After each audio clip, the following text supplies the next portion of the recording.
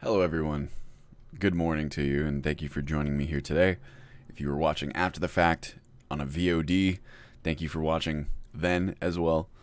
I'm feeling just a teensy bit under the weather today, so please bear with me if I sound a little bit stuffy or my brain stops working at the rate that it normally does.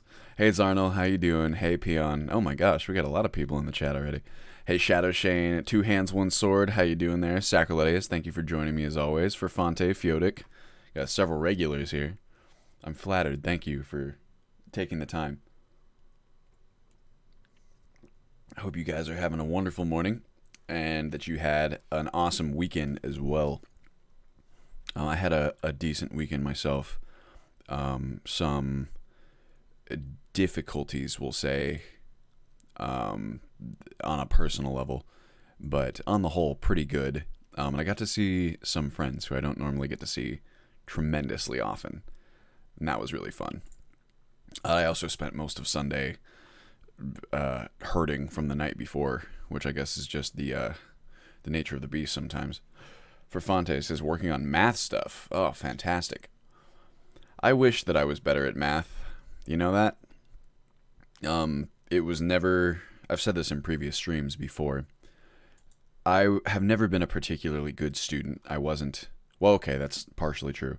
I was, I think, a really good student up until about 5th grade, we'll say. And then my interest and effort fell off for various reasons. But I don't know. Well, so math was something that did not come naturally to me. Something I really had to try with, and I was not in the ballpark for trying. I was not interested, so it was something that kind of like fell off for me as well. But I have a very large respect for math in general. And when I could finally get myself up off my ass to do it, I enjoyed it quite a lot. I remember really enjoying stats in high school and in college too, for the stats classes I had to take. And also calculus is so fucking cool, just for programming. Let's see, Sacrilege says huge time zone difference at 7 p.m. here. That's true, I always forget that. That's England, I believe, right, Sacrilege? If I'm not incorrect. Quality meme. Hey Connor, how you doing? I'm feeling a bit ill today. I'm hoping some Ultimate Skyrim can remedy that. Well, you and I can sit here and feel ill together. Also, make sure to let me know, guys, if you can, like, if there's any audio problems or anything like that. I'm quite excited because I have this. What you're seeing right now is now officially running off of an external hard drive. I migrated my entire Skyrim installation and all of my Ultimate Skyrim tools over to a delightful little portable SSD that I got on sale, which I'm really excited about because it now means that I can work remotely and I don't have to constantly do Ultimate Skyrim work from this spot right here in my room, which, don't get me wrong, I love working here. It just, I think a change of pace is nice every once in a while. There's also a strange kind of overlap when the place where you spend your leisure time is also the place that you work. I think it can be hard, at least for me, to separate them conceptually, so I'm more prone to distraction and stuff when I'm here, I think. Well, it's hard to say, because I've never really done major work in a place that isn't here at my little battle station, so we'll see. Let's see, I'm a terrible student. Great test taker, though. That's a... Well, I mean, dude, taking tests is definitely a separate skill set, I can see that. I was an okay test taker, I suppose. I was able to retain information that I crammed the night before all throughout college, but I don't know if that makes you a good test taker. Fiotic, based on the last video update, it seems that we are pretty close to Beta 5, right? I would say so. I mean, relatively speaking, we're a lot closer.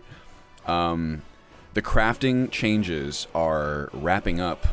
There's not...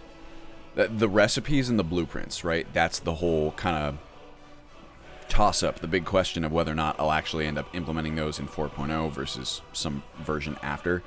I've been thinking about it a lot and done a little bit of experimenting with the kind of framework that we've set up already. I don't think that'll be tremendously hard. But that's kind of the big unknown at this point is how long that will take. But as for like the mainline like functional crafting changes, those are wrapping up very quickly. And after that, like I said, it's all just polishing and bug fixes and just ensuring that everything that's in the installation works as it's supposed to. There's a couple areas that need some serious attention. That would include both functional bug fixing, like for example, crafting requires permission, flipping a bitch anytime you want to use a crafting station, and even if you already paid, like things like that. And also balance stuff. So for example, one of the bits of useful feedback that I've gotten is that like training costs right now are a bit too high, which I agree with, and those will be getting a little bit of a nerf. They're still not going to be as cheap as they are in 3.4 or nearly as cheap as they are in Requiem, because training costs to me are, I mean, the purpose of it is a gold sink, and gaining experience is extremely valuable. So I think that you should have to pay a fair bit of money in order to do that, but it won't be as much as you do now. Same thing, crafting requires permission costs. Those are going down as well, because my initial I mean, most of the values for those kinds of things are placeholder anyway. I just threw them in there while I was building out the original features and figured, like this would be a decent value, but that's why we need playtesters, to see how it actually looks functionally. And those can go down a lot. I think that the idea of the crafting stations requiring gold, I think it's really fun. I think that there's really no need for it to be exceptionally expensive. I think that, honestly, the only characters who are going to be using crafting stations that are not their own stations are going to be early game, and the idea of charging 300 gold for an early game character to use local crafting stations, it's a bit too much. It's a bit too much for an early game character to have and to expect them to put forth. So that'll be fun. And then fixing that bug, oh my god, fixing that bug with the horses and their carry weight inventories, that's going to be an interesting one, because there we're working around engine limitations, which is always tricky, but also fun. I mean, any challenge, right, is made fun by constraints, I think. Sacroletia says, I'm not a great student either. Dropped out of high school. Oof. That'll do it. Well, hopefully you haven't found it to be a difficult thing. I see at the bottom right there, you said, Sacroletia, I'm probably just not smart enough for college. Well, so, obviously I only know you through our interactions, but I would go so far as to say that that is absolutely not the case, just from having spoken to you several times. I would say that, I mean, I can't know exactly what you're referring to by your, your high school, college kind of baseline, but I don't know, man. There's so many different kinds of skill and intelligence in this world, and the older I get, the more it just seems to me. You ever heard the expression, it's like you can't judge a fish on its ability to climb a tree? I think about that a lot. Hopefully the value of that kind of comes across. Connor says, 6 p.m. here in the UK. All right. Well, okay. 10 to 6. What is that? To 8 hours. I'm going to remember that. Or I'm going to try anyway. Druzzle says, hey, BB. Glad to finally catch part of a stream. Glad to have you here, Druzzle. And we are just starting, so depending on how long you'll be able to be here, you got 2 full hours. Possibly. Dr. L says, Einstein said that quote about the fish and the tree. Is that true? Man. What a smart guy he was. And isn't that like the famous story of Einstein being unable to do basic arithmetic or something at like a cash register? I'm fairly certain that's not true, though. One of those weird kind of misattributions. 2 hands, 1 sword. It's never too late. I was on the verge of dropping out, had to go to continuation, took 6 years off, and went back to community college. I actually have a couple good friends who did something similar. 2 hands, who went to like a continuation high school, and I think that for them it was always a question of motivation. Like they're perfectly smart enough to do any of that kind of stuff, and when they went to the continuation school, I think they found themselves even more bored and unmotivated to do the stuff that they had to do. So it's tricky, but I don't know. It really just depends. I know of at least a couple people, who never finished high school and who have achieved what are to me incredible achievements. It's one size does not fit all when it comes to anything, really. See, Ferfante says college is less about raw smarts and more about dedication. I would agree with that. Shadow Shane, honestly, I've always really hated the not judging a fish by its ability to climb a tree. Oh, for what? It's like I don't expect a fish to climb a tree, but I do expect most people to do basic arithmetic. Well, I think that most people can do basic arithmetic, for the most part. It's funny because it's what we're capable of so often. I think that maybe this is neither here nor there, but it's like, I think that there's a big kind of emphasis on judging people based on their capability and not based on what they're actually willing to do. I think that it's like the idea of talent versus, dedication, right? Where, like, okay, honestly, Ultimate Skyrim, I think, is a perfect example of this in a sense. Bear with me here.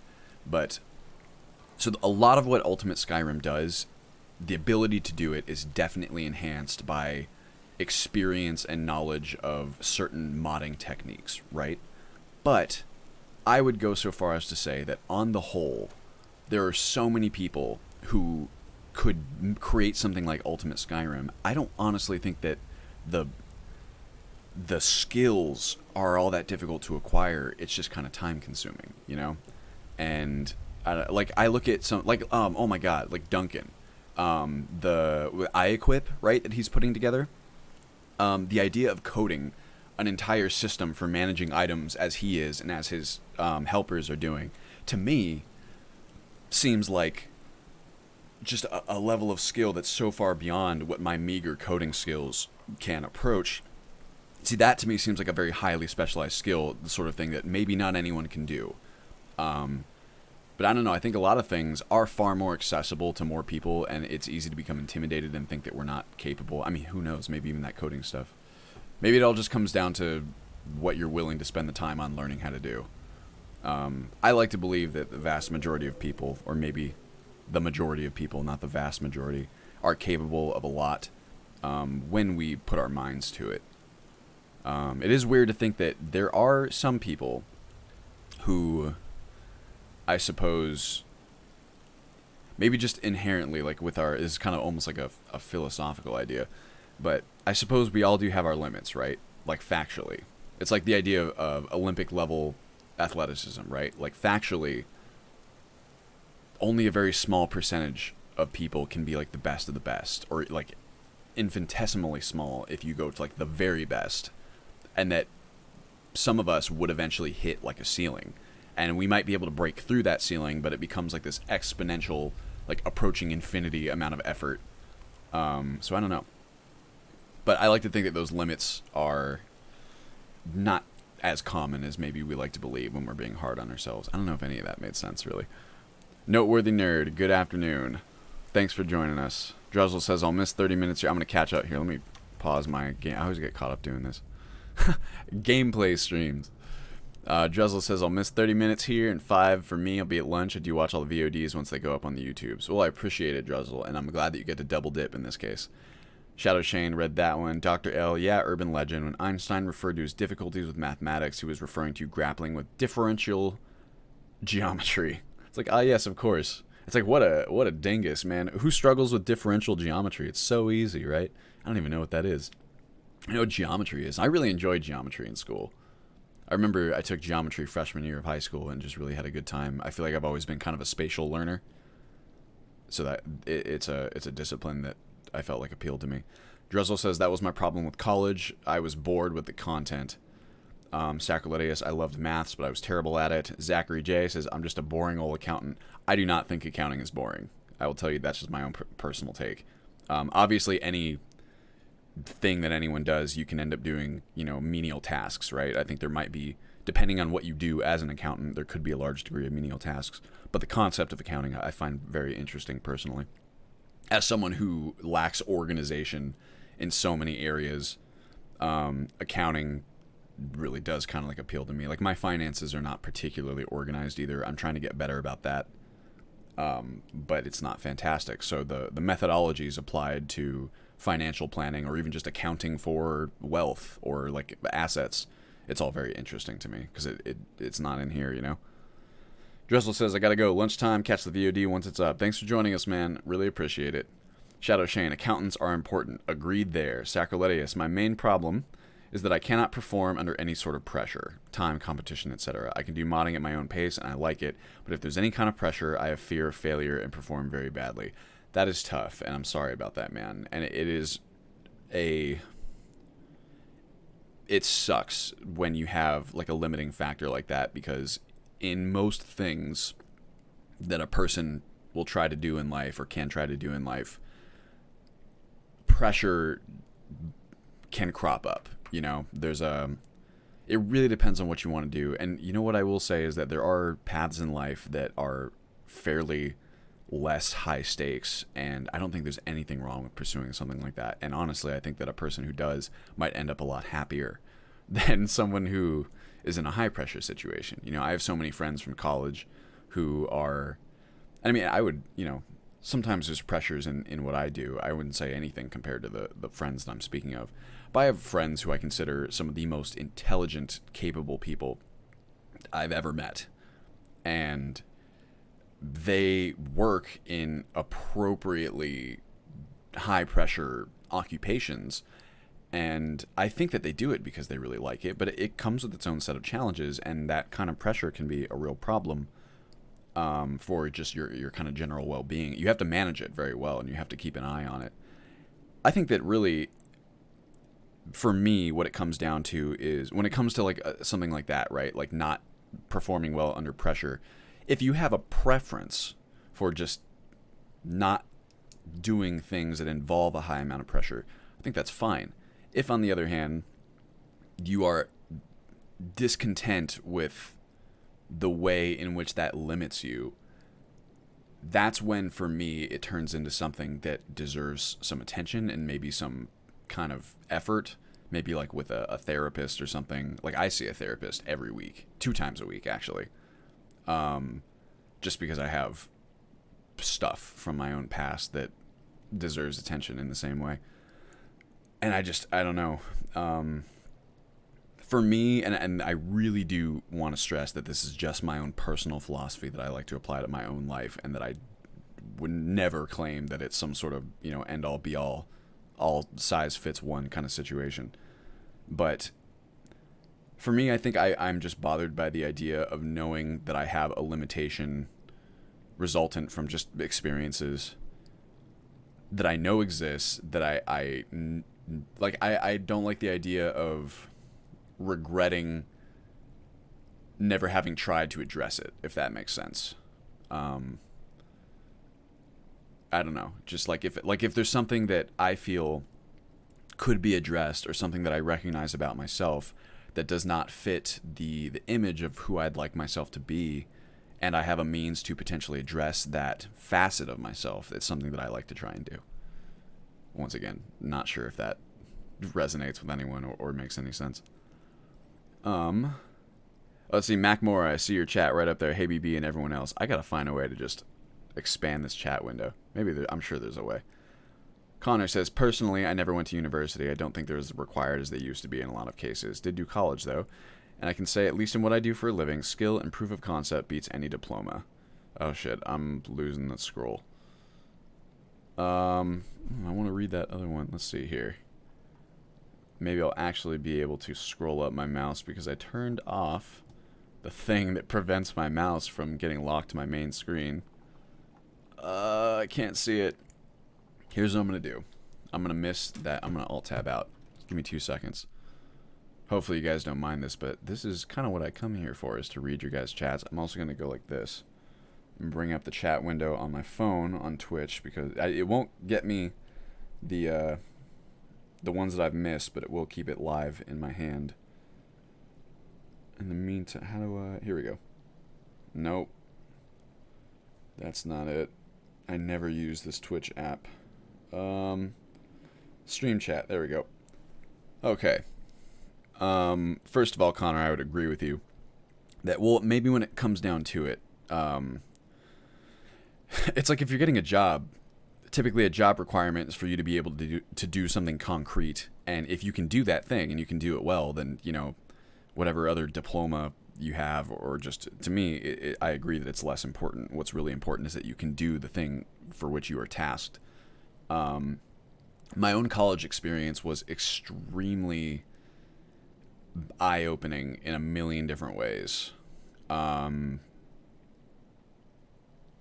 don't know. It's like a case-to-case basis. I know people who found that they went and did like the typical 4-year college situation and kind of regretted it because they felt like they didn't get that much out of it, and they would rather have the money and the lack of student loans.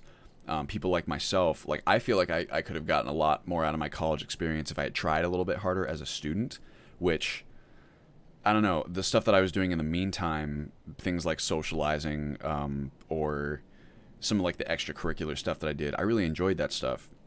I think there was still room for trying a little bit harder when it came to my classes, because kind of in the center of my college experience, I was a little bit disenchanted with my major and didn't really see the value. And it wasn't until senior year that I really started to look at some of the stuff that I had the opportunity to learn and recognize how cool some of it actually was. And that was the point where I kind of was like, oh man, I wish I'd tried a little bit harder in some of my other classes. But even that is kind of valuable for the experience of having that hindsight realization, you know, something that says, hey, maybe when you have the opportunity to learn something, I mean, hindsight's always 20/20, but it's something that I've tried to incorporate into myself so that I am a little bit more cognizant of what's going on in my life at the moment and what value I can glean from it. Just something that reminds me to pay attention a little bit, you know, if I can, to make sure I'm just kind of getting the most of whatever situation I'm in.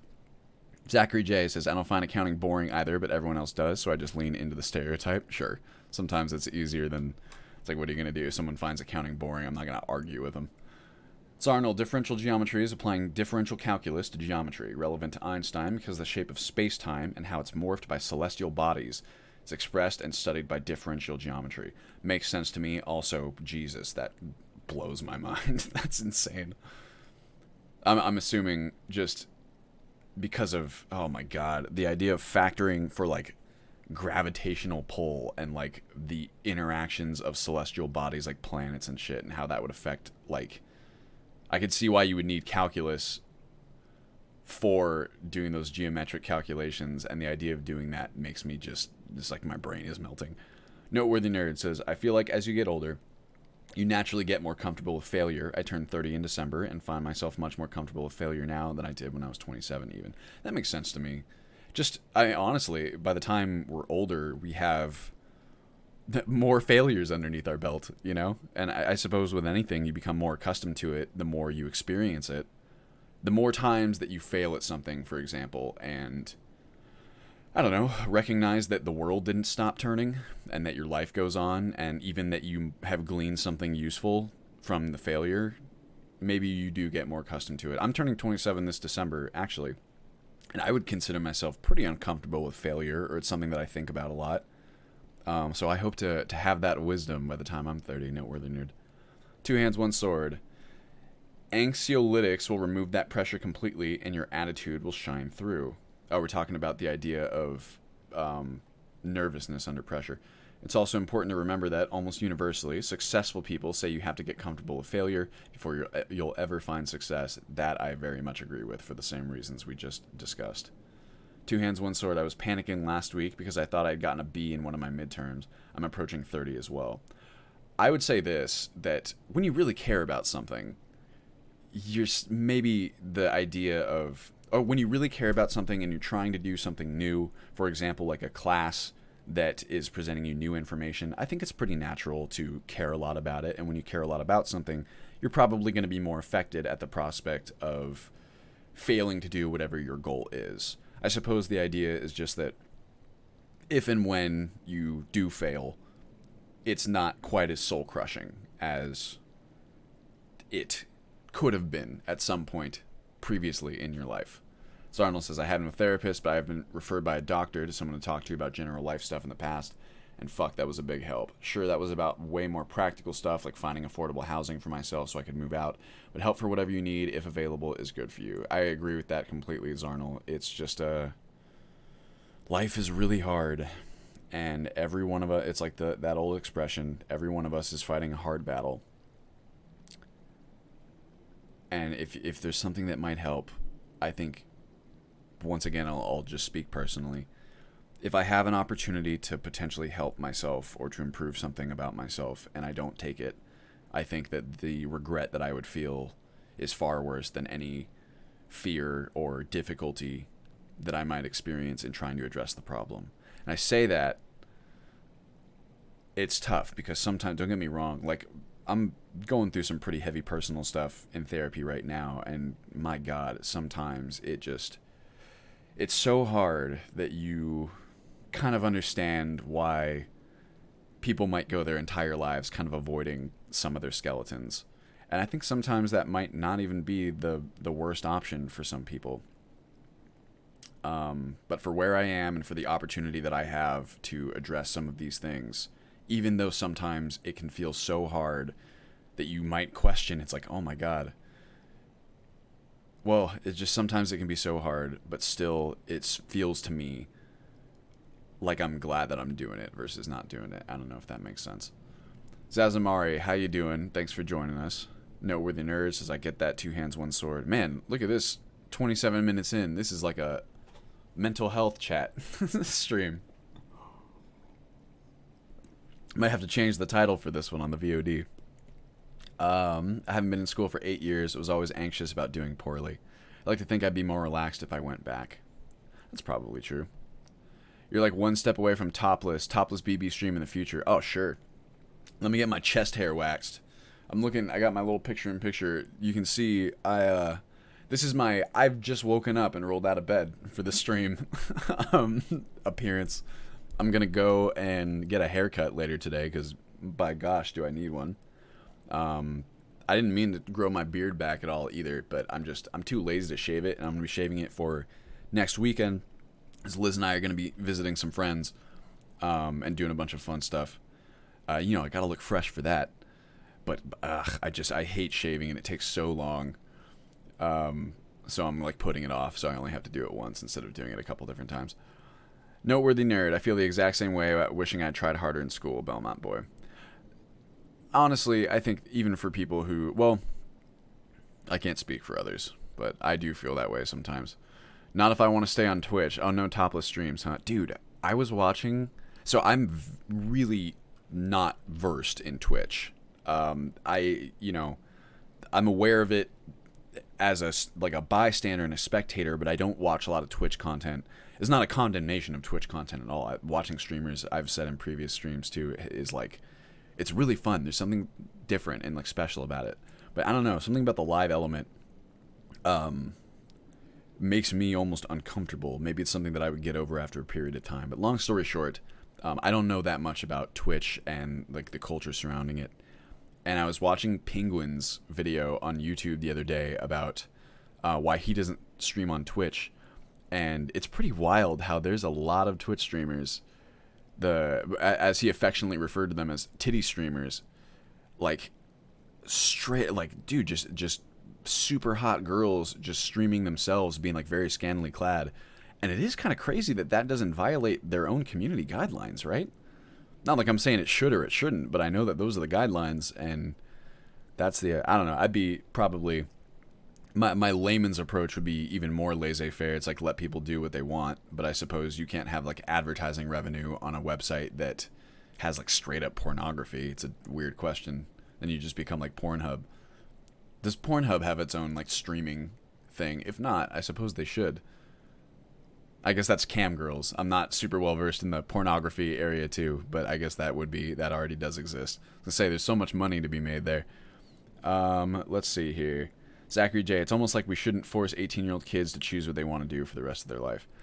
Yeah, I mean, I think that's true.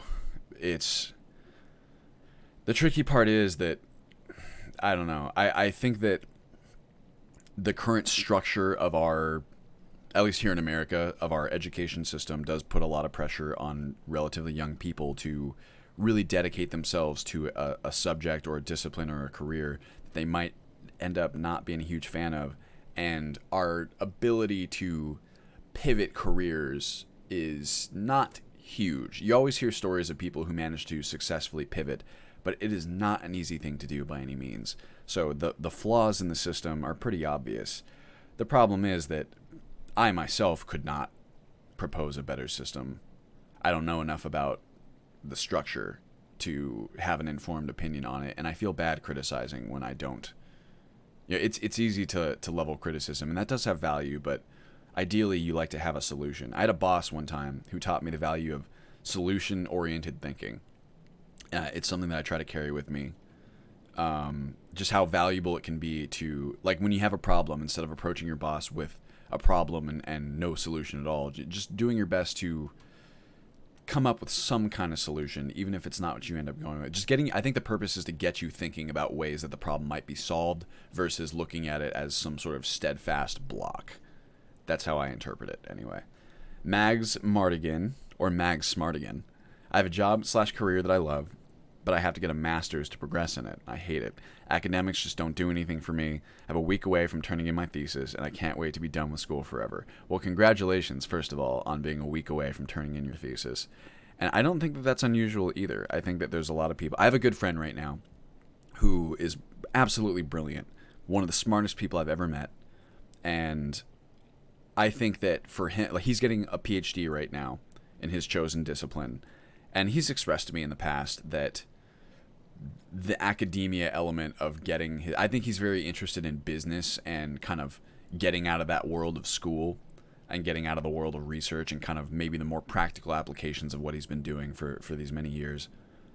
So I think it's a common frustration. I would also say that, like, he told me recently that he's found himself a little bit more engaged in his research as of late. So maybe it's something that ebbs and flows, but I definitely don't think you're alone in just being a little bit frustrated with academia. And especially when you've been doing it for so long, you know? Like anything, it's easy to get burnt out. Fiodek, looking at your ESPs, are you playing with both paper map textures? Is it possible to switch between them somehow?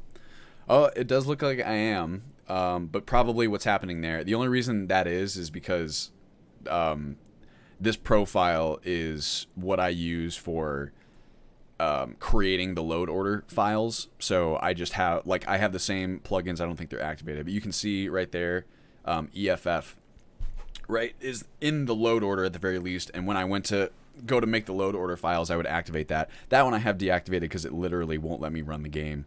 Or, like, there will be major problems if both EFF and IAFT are installed. But I think the Paper World map plugins are probably just both activated because I forgot to turn one off, and it doesn't actually have, like, a major impact on how the game plays. Probably what's happening there is that the second texture is overwriting the first one, if I had to guess. Let's see. Mag Smartigan, same thing with me. Actually graduating with my MBA this semester. Job literally requires it to go farther. Congratulations to you, Zachary. That's really awesome. Really, really is. And yeah, it does seem to be a requirement, which I on some level I get, and it depends on the specific degree and the specific job, of course. Always case-to-case basis. I hate to generalize. Mag Smartigan, good luck. I love learning, but I just can't stand school. Can't wait to be able to focus on work full-time. I think that is a common sentiment. That's another thing, too, is that even if you enjoy learning, right? I think many people would synonymously associate school with learning. And it's like everyone's had a class that taught you in a way and a professor that taught you in a way that you really resonated with and felt like you were really engaged in the class as a result. And then everyone's had professors or classes that have different kind of philosophies, or maybe even, you know, a professor who was kind of disengaged and didn't care very much. And in those cases, it can be very frustrating. It's like there's learning to be had for sure, but people learn in different ways, of course, right? So I don't know.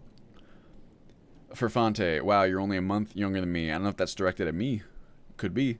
Zazamari, as someone who is 33, for everyone who's younger and panicking about failing, failure is inevitable, as is success. What you realize as you get older is that failure is not the end of the world, and as long as you're learning from the experience, you haven't really failed totally. That's what I try to reinforce within myself, Zazamari, and it is very wise words, in my opinion. Noteworthy nerd, exactly well said. Dr. L, if we're too afraid to fail, then we'll never try, excuse me. We don't try, we can't succeed. That is something that I consider central to my core. And that's kind of what I was getting at with this idea of regretting any time. Well, honestly, I imagine I would regret it because, frankly, I try really hard to address things that I recognize within myself that I think are problems or things that deserve attention. But I do that because I think I would regret the alternative, which is not trying, right? Not trying to better myself, or just looking at something that I disliked and just leaving it. Which is not to say that I've never done that in my life, because I feel like I've done that a ton. I just lacked awareness. What I try to do is whenever I become aware of an issue, I try to address it. And even earning that awareness is a big thing, and it's not easy. That's something I think, for me personally, something like therapy has been really helpful for, just helping me sort through my own stuff and identify the areas that are in need of work. Because then I can make the decision to try, right? And if you don't understand a problem, or if you don't know that there is one, you can't really... It's like, you can't try to fix something that you don't know needs fixing, I guess, summarily. I think about that sometimes, too, how... For me personally, there have been kind of milestone moments, events in my life that were opportunities to see one of those types of things, right? Something that really needed some improvement, an area in which I probably needed to put in a lot of effort if I wanted to make myself into a happy and fulfilled person, quote unquote. And I think about how some of those moments were really, really hard at the time, right? And hard after. But if I never had them, that's worse to think about, It's in a weird way. I guess this kind of comes back to the idea of being grateful for failure. But, I mean, obviously there's the element for anyone. When you're given an option to look at yourself honestly, you still have to be the person who does that. And that's your own personal effort. But even then, it's like, I'm grateful for the ability to recognize it. I think it's something that you train, but I think it's also something that might be, almost kind of inherent, or like I'll use a very vague example. There's like a person that I know who I think could benefit from some of that introspection, and I don't think like they'd ever do it because I don't think that they were ever able to build the skills based on the way in which they grew up. And you can make the argument that we're all ultimately responsible for ourselves, right? But being raised in an environment where you're discouraged to take responsibility for yourself, I think can really affect your ability to do that like later in life. And while there are always still options to build that ability to take responsibility for yourself, right? It's a lot harder because that person doesn't know what they don't know. It's like they can't see the forest for the trees. And I think that's my biggest kind of fear, is just fucking up somehow, or being unaware of some major issue that I have and just never developing the tools to recognize it. Because that's kind of happened to me in my past, and that's why I try so hard now to make myself aware. Anyway, what an interesting stream this has turned out to be. Let's see here. Quality Meat Connor says, man, I feel like this is the realest stream I've ever seen. Much love, everybody. Much love to you, Connor. I agree with you. This is a special one. Sarno, if you shave every day after you shower, it's no big deal. It's true, but I need a straight razor, honestly, is what I need to do. I just need to go and pick one up. I only have like an electric razor, and it's just blah. Yeah, see, noteworthy nerd. Or you can never shave and just trim it once a month. That's definitely what I used to do. I used to have like a fairly thick beard. I've been kind of not feeling it so much lately. Shadow Shane, I don't know, according to a lot of MMOs, being scantily clothed is about as effective as full plate armor. Oh, of course. That is just something that, man, I must be really behind on chat here. That's something that man. I mean, maybe for a different type of experience, it's perfect. But for like me trying to roleplay in some fantasy universe, like Skyrim, for example, I just cannot, it breaks my immersion so much for those kinds of scantily clad armors to have them like mitigate damage the way that they do in so many games. On the other hand, this is the weird kind of trick for my own immersion. Let's say we're in Skyrim. Like, there's that one character in Whiterun, right? And she's got, it's like, inconsequential NPCs. She adds, like, she's wearing, like, practically like a bikini top with, like, some other armor stuff at the bottom. Because there are, like, armors in vanilla Skyrim that are like the furs, for example, expose so much skin in both male and female. And I don't mind that as long as the stats on those armors are appropriately low, so that you can look at that and say, all right, well, that person is wearing that. That's like their choice to wear it, but it's not like it's protecting them the way that armor would. That's where it gets trickier for me. Pornhub has a streaming thing, and some people do stream games on them. Oh my god, that's not even what I was thinking. I was thinking like just streaming standard kind of like titty streams. But that's hilarious. Yes, Pornhub has its own streaming deal. Ask me how I know. Don't. Not even all porn games. Belmont Boy, with Vortex being released, any ideas around switching from MO2 to Vortex? Or do you still think it's too soon early? Now, what I will say here is that I've never used Vortex myself, but for me, Mod Organizer 2, I haven't used Mod Organizer 2 a ton either. I've used Mod Organizer 1 a lot, and I know kind of what Mod Organizer 2 does and is and the features that it introduces. Mod Organizer, for me, is like the perfect modding program. And I, at this time, don't know of any reasons to switch to Vortex. And I don't, unless there's some sort of, I can't even imagine what sort of features it could bring to the table that would compel me to switch, because I'm so satisfied with Mod Organizer and the, kind of what it allows you to do. I heard, like, that's why I've never used Vortex before. I probably should, just to kind of build out my knowledge there, just to see what it's like. But I've never felt the need, because I felt like Mod Organizer it fits my needs so well. Though, I mean, I kind of, once again, you don't know what you don't know. And like, how many times have you heard a Nexus Mod Manager user who was like, yeah, I was perfectly satisfied with Nexus Mod Manager for years, and then when I tried Mod Organizer, I was like, oh my god, like, look at all this additional stuff that I can do. And then they switched over. So, I don't know, I'll try it out. But, like, if anyone can give me the kind of the compelling features of Vortex, I'm open ears. Let's see. Academia can have some horrible phases. I'm also going to jump back into the game here. Academia can have some horrible phases where you're just doing the paperwork and the grant proposals and the day-to-day minutia of working in a large organization. Oh, yeah. It's true. I think that this is something that is maybe it was just me as a kid. Isn't it funny the way that we think of our dreams and the things that we want to do when we're older? And you never really account for, like, the minutia, do you? You never really account for, like, I feel like so many occupations have some element of, like, monotonous, like, day-to-day operations that, no one enjoys, but, or maybe on a certain day you enjoy it when you're in the mood to not think and just kind of crank through something easy. I definitely have those days. But I don't know. I think the older I get, the more it seems like most things have parts about them that are not fantastic, that are not glamorous. And I think that those are the true test in a way. Like, for example, something like Ultimate Skyrim. I've said this a million times before. Oh my gosh, I have not been looking at this at all. Thank you, Aki Shulk, for following. Hopefully I'm pronouncing that correctly. I also don't know if I started my Streamlabs. I don't know. Doesn't matter. What was I saying? Just that, like, with Ultimate Skyrim, there is so much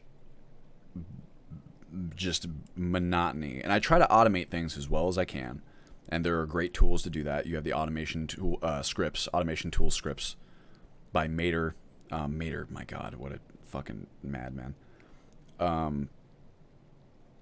There's all different kinds of little techniques that you can use in, like, Xedit to make certain batch operations go faster.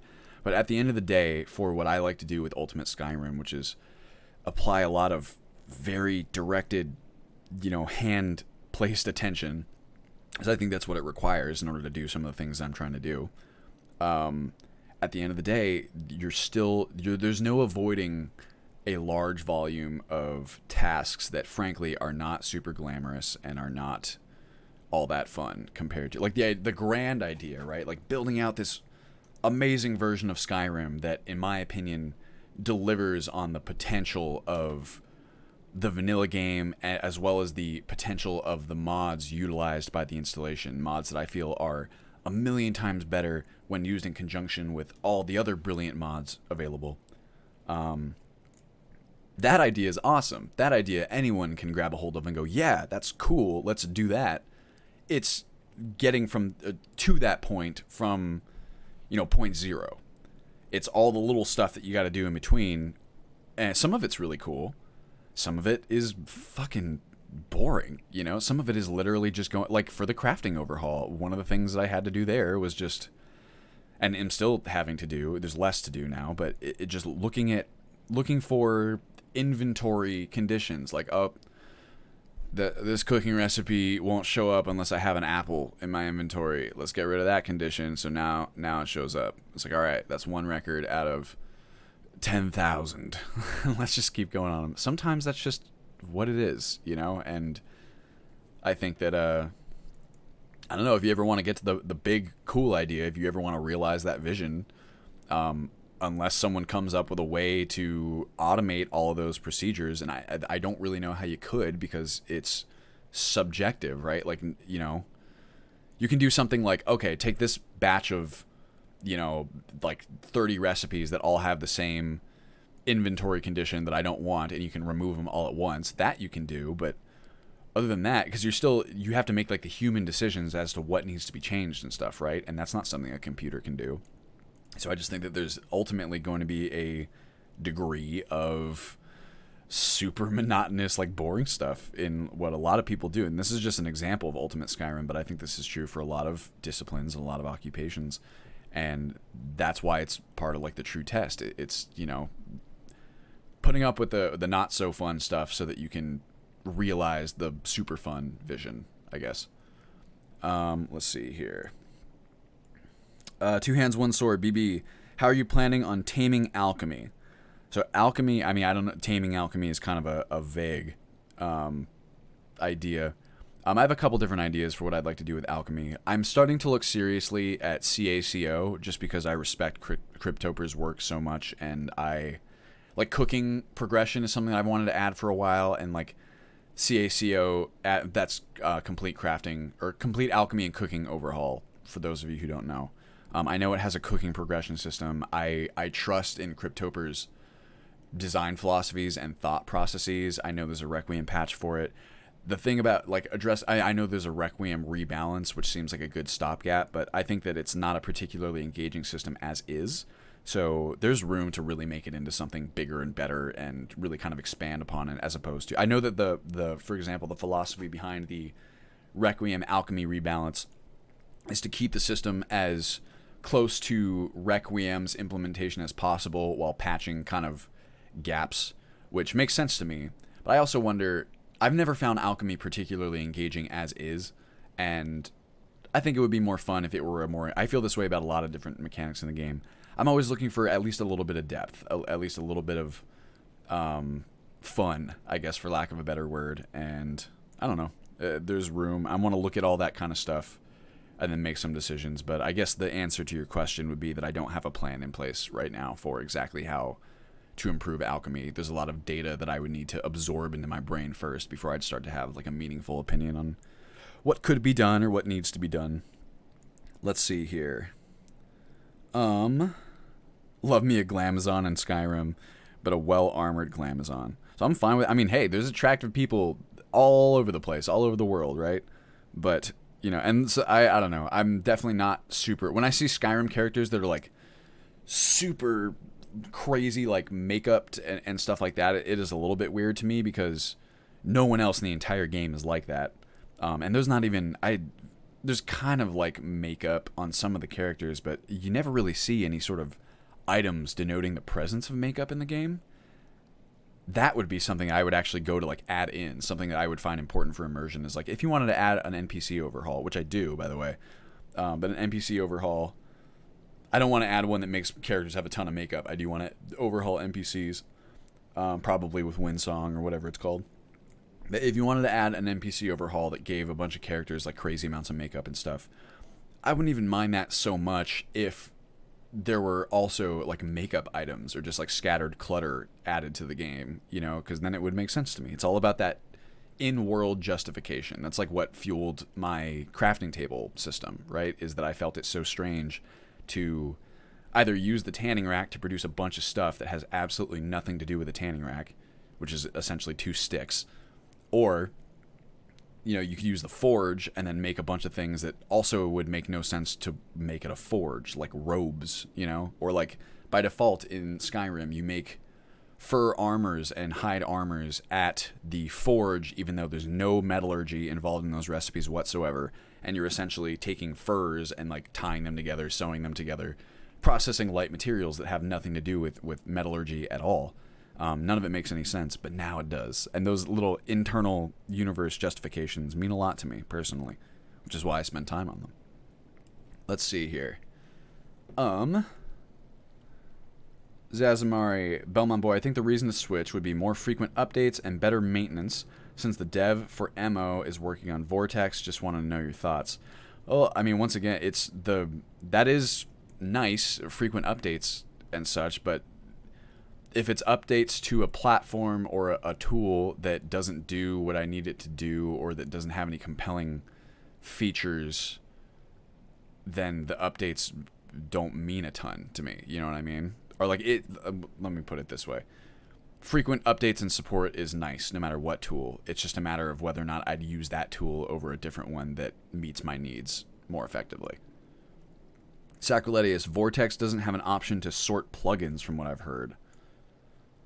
Like, automatically or in general? Because that could be a real problem. Zazamari, I gotta run. I'll hop on later or watch the VOD. See you guys. Thanks for joining us, Zazamari, as always. Smokey Bear says, if you use MO1, you shouldn't use the sort plugin feature. Only MO2 and only the latest updates. I meant being able to manually rearrange your plugins. Okay, so that's a big problem. If you can't, and I've actually heard that. Oh my god, what?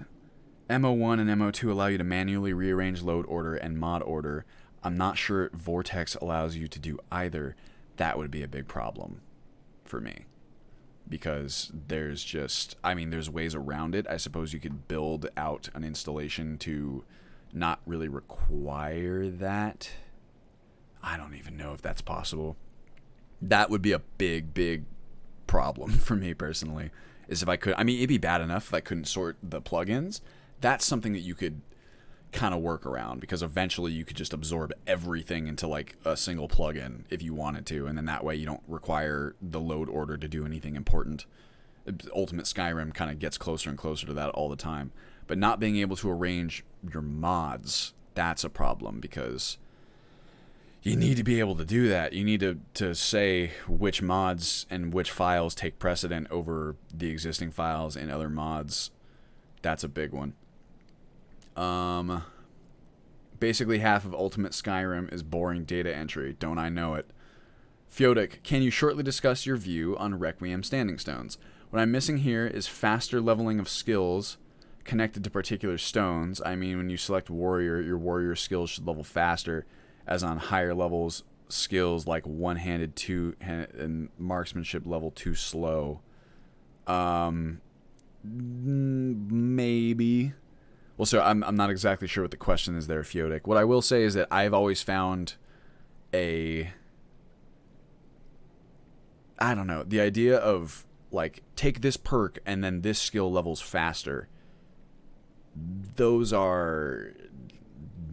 I've always found that kind of mechanic fairly uninteresting.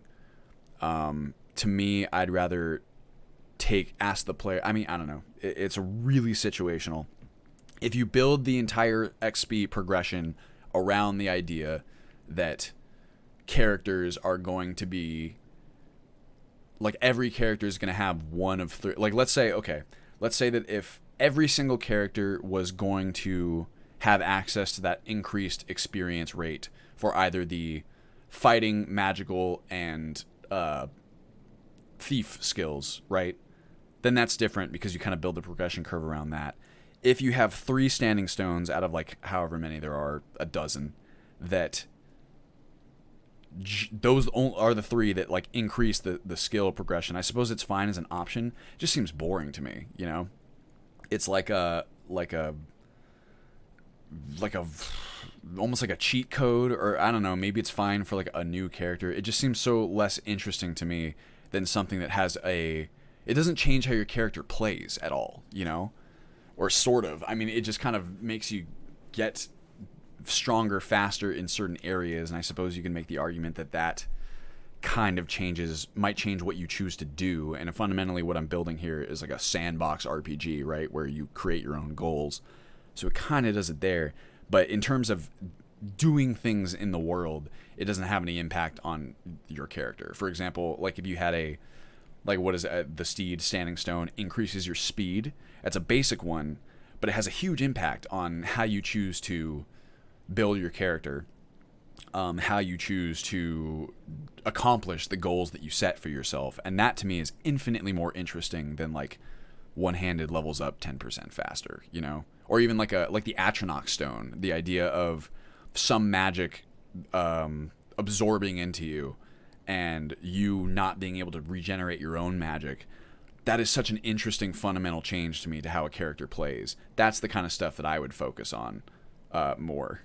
And I mean, I guess if the question is that's my view on Requiem Standing Stones. That was the question, is what is my view? As to whether or not those need a ton of attention, they probably do, to be honest with you, Feodic. It's not an area that I've focused on recently. I've had my attention directed elsewhere. But on my list, I have the Standing Stone rebalance by, I think it's SMBJ. I can't remember the author, but the person who makes those awesome Alchemy rebalances and Standing Stones rebalance. So at some point in the future, I will likely evaluate that. It's just kind of like a question of priority for the moment. Because like Standing Stones are in the game right now, right, and they work, so they might not be like the most engaging, but that's a little bit more subjective. Right now I'm still focused on kind of plugging up functional gaps, you can say. Let's see here. I don't think, man, we're an hour in. This is going to be a very gameplay light stream so far. But I will say, this is what I come here to do every Monday. This is my own, it's not even a secret goal, but I think that for the gameplay, I understand that a lot of you guys are waiting for gameplay and waiting for Season 2, and I really appreciate that, and it kind of warms my heart to think that you're stoked for like additional gameplay. But once the Let's Plays start coming out, you know, it's like these streams I think are valuable because they allow me to interact with you guys live, so I kind of like focusing on that element of it. Smokey Bear says, while Tannen developed Vortex, it's meant for general purpose / use for all games, whereas MO is very game specific and tailored for those games to be extremely in-depth and control oriented. That makes perfect sense to me. I think it's really awesome that Vortex has support for so many games. I think it's crazy how many games the Nexus supports now. It's wild. All the time I get notifications for like new games that are added, and you can even just look at like the list of games that it covers. I think that is so fucking cool. Really, I do. And I'm happy that Vortex exists in order to handle that, because my God, what a difficult task. It just may never be the tool that is suited for us specifically and Ultimate Skyrim specifically, because Ultimate Skyrim requires such a depth of interaction when it comes to building the installation, right? And that's kind of what you're saying there, Smokey Bear. It's like, if MO is tailored for the games that require extremely in-depth tweaking and control, then MO would probably be the tool for us. Two Hands, One Sword. Are you saying it levels too slow because you do more damage and thus require less hits to kill an enemy, giving you less XP?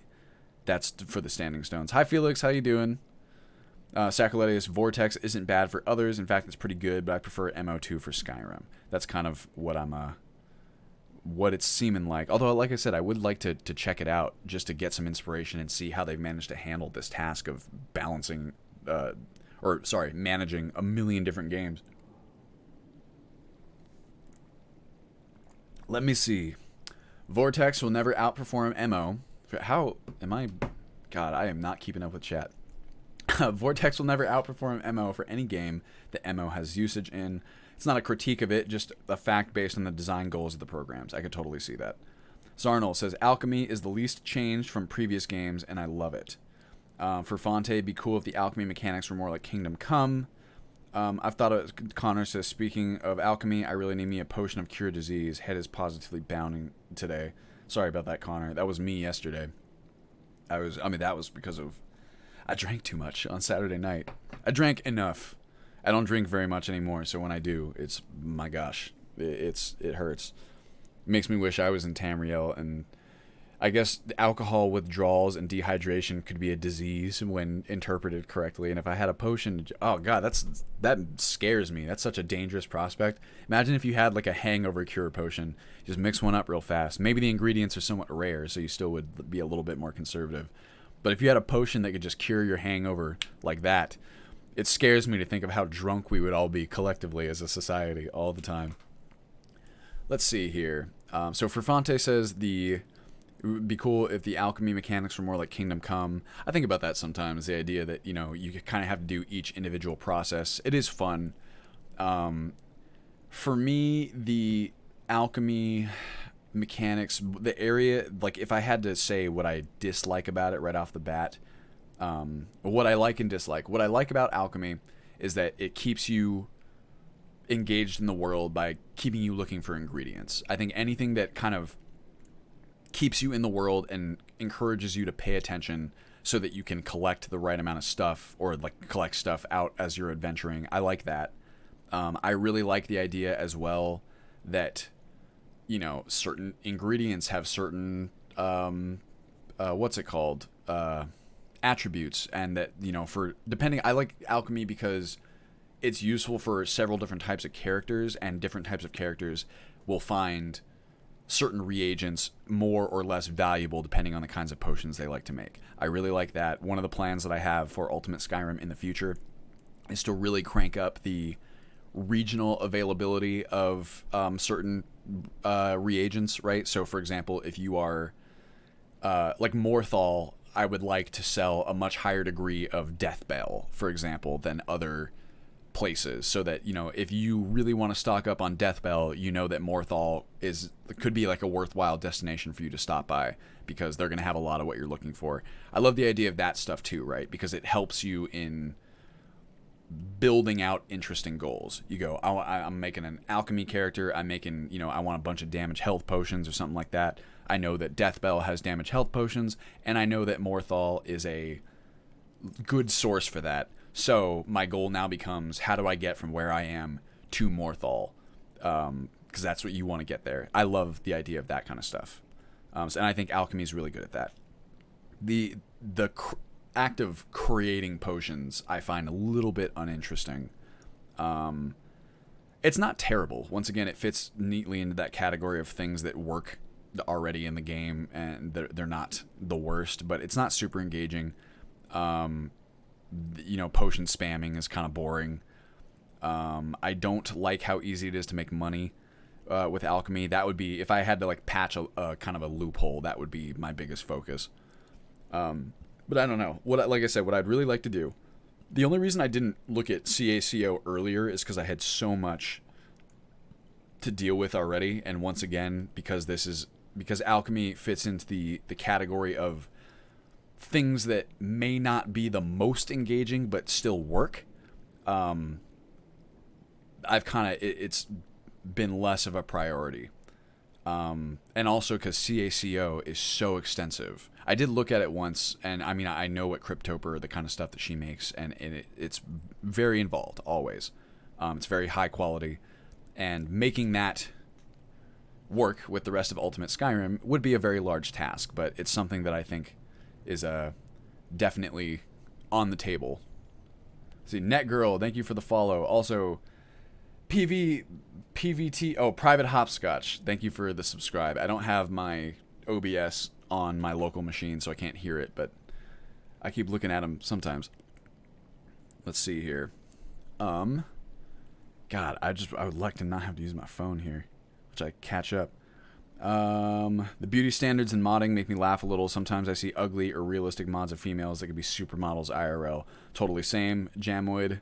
It's like it's like realistic the NPCs, and everyone's just like looking like some sort of perfect Victoria's Secret model. I'm like, well, maybe realistic for our world or something, but Tamriel maybe not so much.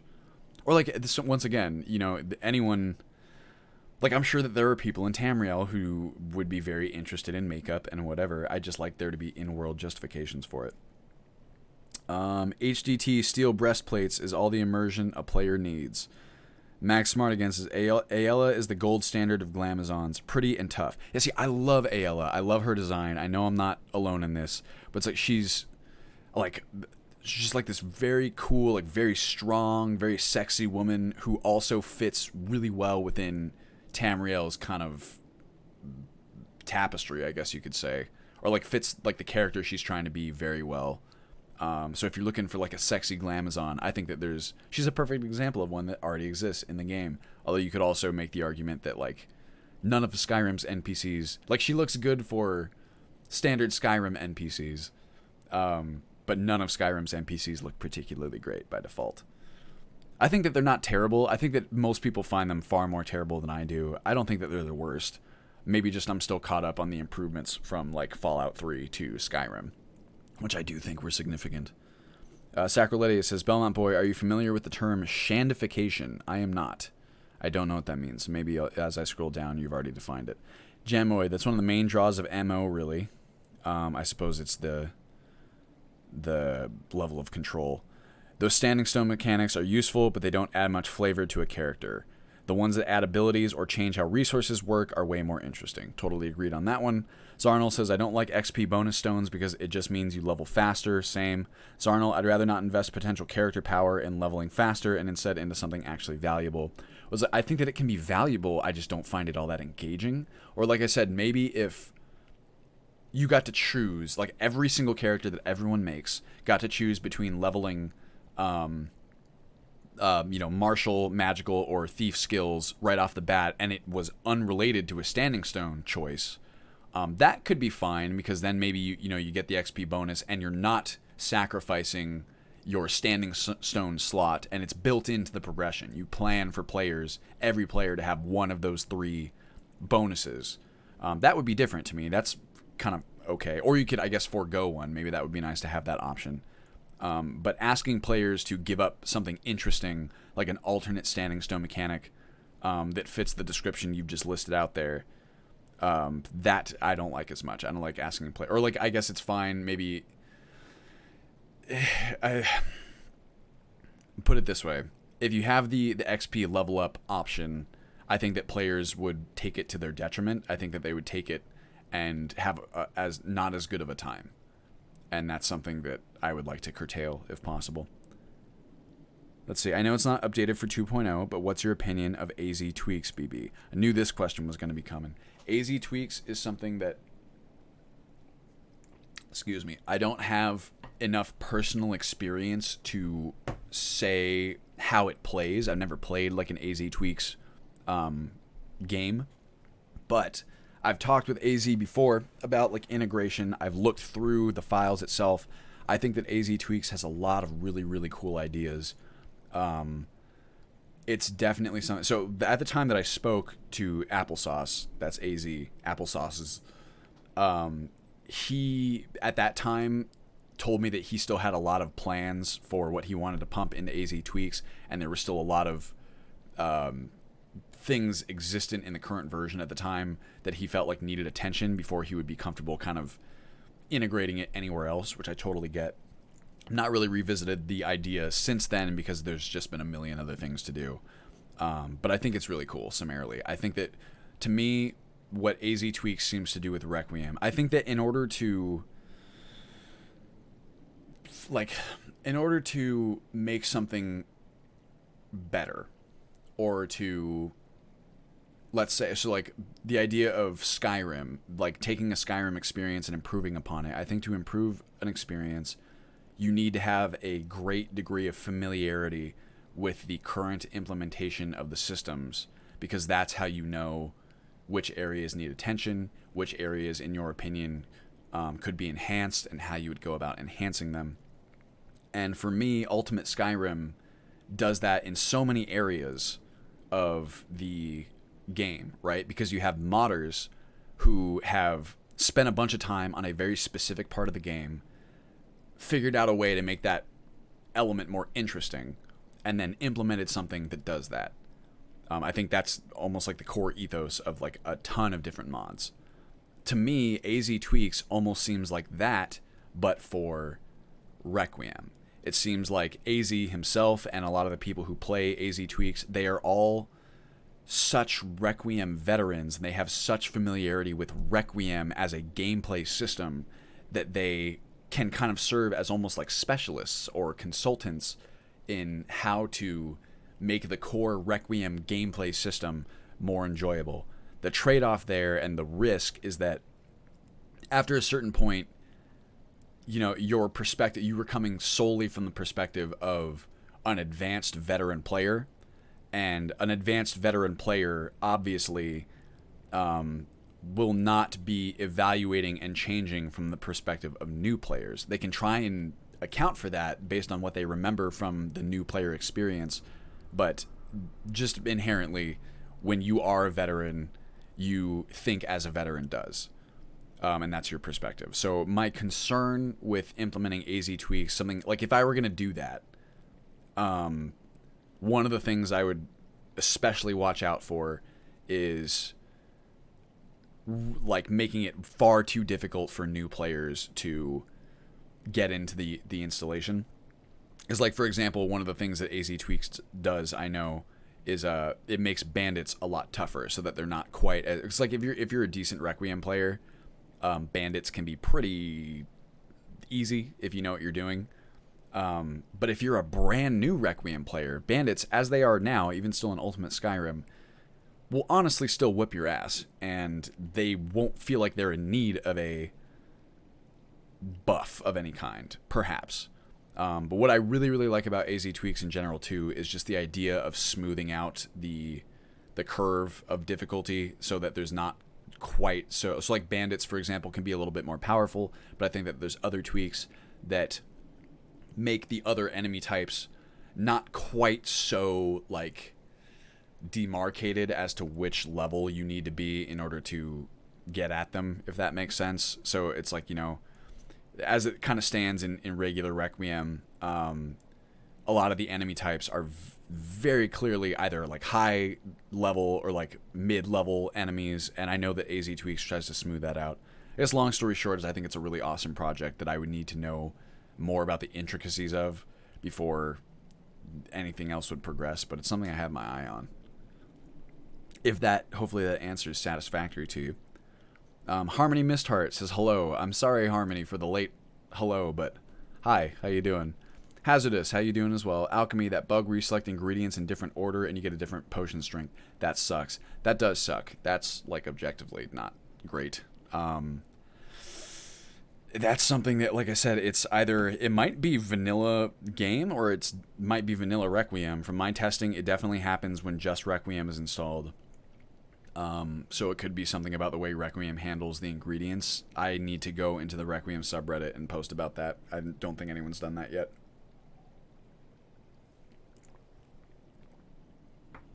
Because I mean, man, if Alchemy wasn't already kind of unengaging enough when you're just in the menu and you're like selecting ingredients and stuff, now the idea that you have to be cognizant of the order in which you're selecting your ingredients, that just sucks. There's no way to defend that as like an experience. Let's see here. What I'm doing, Sakalade says, what I'm doing is adding unique alchemy ingredients, fauna and flora to other landmass mods like Wormstooth, Falscar, and Beyond Reach. That's very cool, Sacrileus. I think that's one of the draws of those DLCs, and any DLC in general, is items and, you know, equipment that you can't get in the base game. Something that ideally, and that's an interesting kind of design philosophy or design philosophy discussion right there, right, is adding content that is new but does not nullify the usage of previous content. So, for example, instead of MMOs that, every time the next expansion comes out, all the previous stuff is now kind of not worthless, but it's no longer like the best, newest shit. And like, in order to have the best, newest stuff, you got to get the new expansion. I hate that kind of expansion.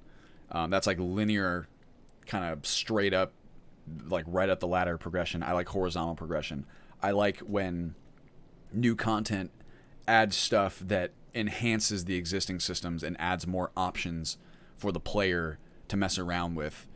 And maybe in some cases adding, gear that is better than other stuff you could get, but also, just not nullifying the usefulness of this other content that already exists in the game. Ideally, like a good example of an MMO that I feel like does this really well, at least from what I hear and from what I remember, is RuneScape. Ironically, like RuneScape is an experience that seems as though the content that they add is never intended to render existing content useless or like objectively inferior. It just gives you either more things to do, or it gives you items that maybe are situationally useful or maybe are strong but difficult to acquire. So just the stuff that you are already doing is not rendered totally useless as a consequence, or on purpose in the worst case scenarios. I'm looking at you like World of Warcraft. Let's see here. Zerpy, Belmont boy, what is the strongest day? Saturday and Sunday, the rest are weekdays. Clever, Zerpy. I like it very much. That is a... Oh, Netgirl Jimmy, thank you very much for the sub. I'm just seeing it now. God, how far behind am I here? Okay, not very far. Alright, I'm catching up. Here we go. Two hands, one sword. Animal fat has the frenzy attribute and is very easy to get. It can also sell for about 20 to 25 septims if you don't do alchemy. Killing a bear yields 10 animal fat, and mammoths yield like 100. It has potential for exploiting. So it's kind of true. Two hands, one sword. So the frenzy attribute might be a little bit much. I would have to visit it, but that yield can be adjusted. And I know that I haven't added... what's it called? MCM instructions to the beta, but the default Hunterborn setting for yield is not what I will be recommending in the final installation. It'll be less than that. Zerpy says, thought I'd throw in a pun to make the chat diverse. Netgirl Jimmy, sorry to bother, but I'm also a patron and I am new to Discord. I need the Buyable Claw mod. I am stuck. How do I get the Old Sky beta channel? Beta channel in Discord. Connor's right that you need to link your Discord and Patreon accounts. And once you link that, then you can access the beta. The Buyable Golden Claw ESP, I believe, was taken down on the Nexus. I think you can find it through Google. If not, maybe someone could even help you in the Alt Sky beta chat. It might be pinned or something like that. In fact, I believe that it is. So yeah, I would just check with them. Netgirl Jimmy. Let's see here. I have a lot of respect for Applesauce. He's doing a job that can take multiple people a long time, doing it all by himself, and doing a great job with it. I respect the hell out of that guy, as well as you, BB. Well, thank you very much, Zerpy, and I agree with you. I know what it's like to do a job that takes a long time, and I don't do it myself, in a sense. I have help from the team. The team, I find, they really spend a lot of time managing the community. They do help me with like development tasks from time to time, but they'll mostly, like, I come to them all the time with ideas, and they help me kind of like shape them and make sure that the ideas themselves are well developed. They help me kind of plug any plot holes in like feature ideas that I have, and then typically I handle the implementation myself. So I know what that's like, and it can be really tough. And like when you're a single person, like rebalancing Requiem essentially, which is what I think AZ does, it's fucking incredible. And like, dude, I would say that, like, objectively, from what I understand, the breadth of AZ's skills vastly outclass my own. I think that I have a well-developed skill set for the specific task of making a large modded installation work together, and I'm getting a lot better at developing my own proprietary features as well. Especially when those proprietary features borrow from the skill set of making a large installation work together. But my kind of problem areas are coding. I'm not a great coder. And I know that AZ, like, he implements a lot of his own code for a lot of his features, whereas I rely almost entirely on Gato for good code, essentially. So yeah, it's very cool. It's just really fucking rad to think that someone's, I don't know, man. You guys, I've said it a million times before, but the modding community is just such a crazy thing to me. Jammoy, the amount of work people put into these mods is pretty nuts. Huge respect for them. That's like exactly what I mean. Two hands, one sword. I like what it does to the early game, my favorite part of the game. I play 4.0 with 50% damage given now because the bandits in AZT were hardy. Yep, there you go. And see, that's what I mean. I want to keep that. I don't want people switching their damage down to 50%, at least by default. So, I don't know. But I mean, that's the same thing there too, right? Is like you could always have AZT implemented, but you change certain elements of it to fit better within the rest of the installation. That's what we do with every single mod already. I do think, though, that is something. I think that AZT is going for a very specific experience, and I would imagine him not being super keen on the idea of having there be like an altered version of AZ tweaks in Ultimate Skyrim. I just kind of get that impression. I could be wrong, though. I know that when we were talking about a potential integration however many months ago, he expressed concern to me of the kind of version hell that's created by exactly what I just mentioned, where you have, you know, like some version, like if he updates AZ tweaks, then it has to be evaluated for whatever versions in Ultimate Skyrim are ready for what changes and features would go through versus need to be tweaked and whatever, and it would create essentially two separate versions. In the same way as like that's what Ultimate Skyrim does to Requiem too, right? Is like Requiem 2.0 in the context of Ultimate Skyrim is not wholly identical to Requiem 2.0 as it is by itself, and the same thing would happen with AZ tweaks. Sacriletius, yes, RuneScape, hell yeah, baby. Zazamari back, welcome back. I think people stop talking so BB can catch up and play the game. Whoops. It's all good. Trying to get my Discord LMAO. Ultimate Skyrim dev stream is actually 0 gameplay. So far it's been, what time is it? 11:22? The animal fat with material yield low BB, it might need, oh shit. That's animal fat with material yield set to low. It might need tweaking in X edit. No problem. Netgirl Jimmy, I am linked, but I cannot get to the beta chat. Make sure, are you following the rules in the abandoned prison? Because you need to acknowledge that you have read all the rules and type I agree in order to get to the rest of the Discord. Netgirl Jimmy. P on the Great. You ever think about adding / integrating Bruma post 4.0? I remember you saying you were eventually going to add more content mods in the US, but I'm not sure if plans changed because this was over a year ago.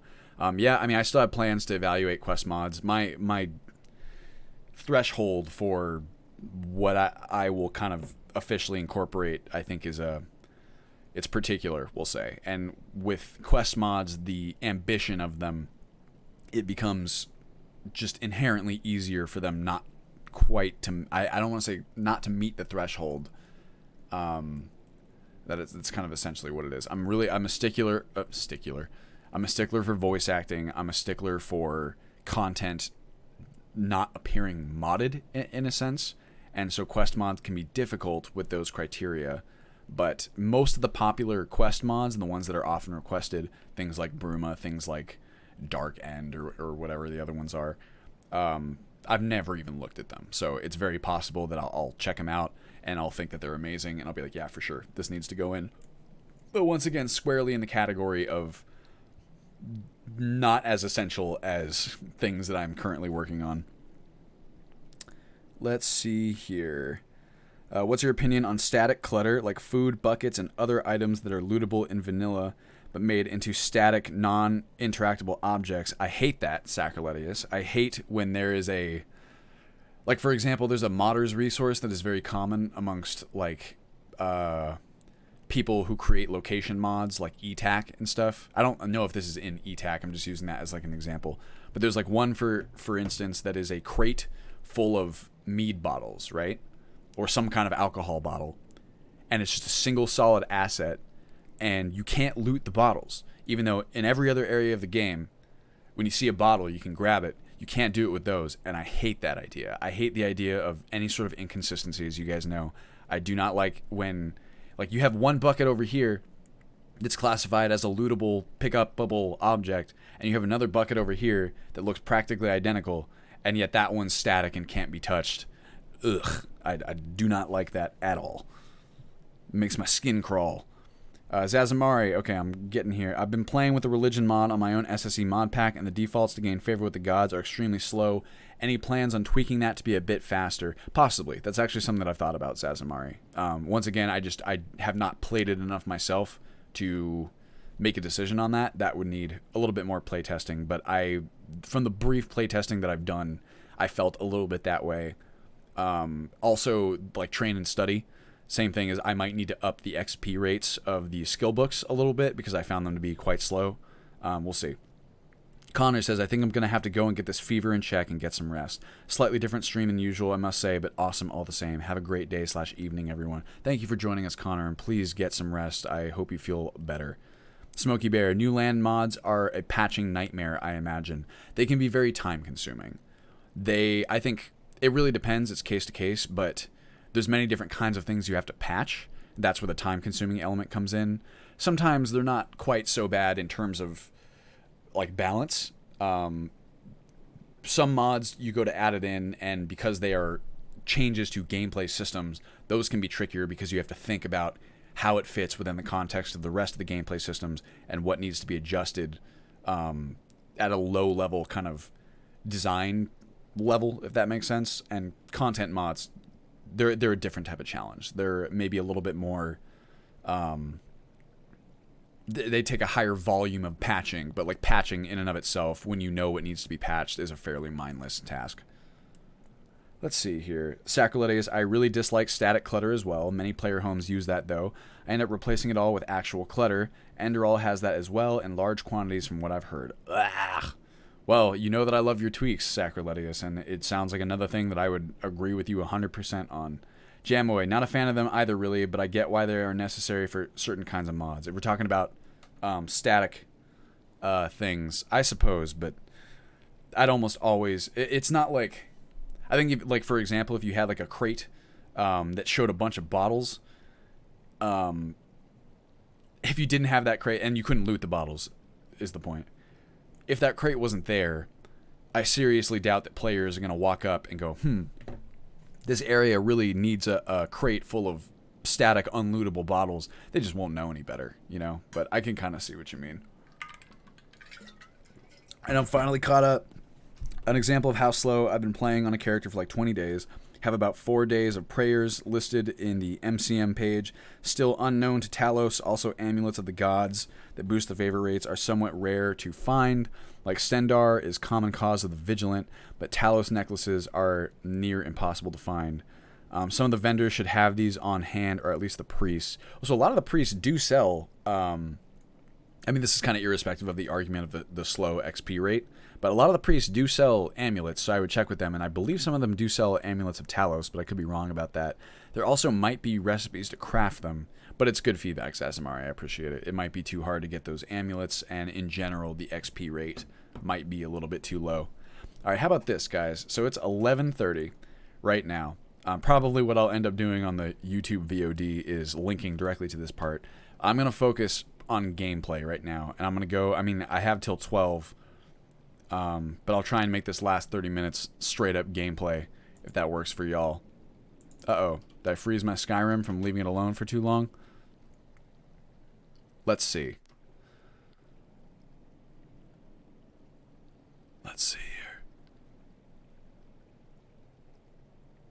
This is wonderful gameplay. Come on, baby. I know you can do it. I have to say, like, anecdotally, since I've been running... Oh! Yeah, I think we're good. Feels a... Whoa. Alright, I think we're good. Anecdotally, running this installation off of my solid state has seemed a little bit faster. The performance seems a little bit better. Not a ton, but enough, right? And... I'm pretty stoked about that. I'm very stoked at the idea of being able to work in places that are not this room. That's a big one for me. Oh, gosh. Statements only. Oh, my God. Don't get me trapped in, like, a logical loop here. These are actually not terrible to have.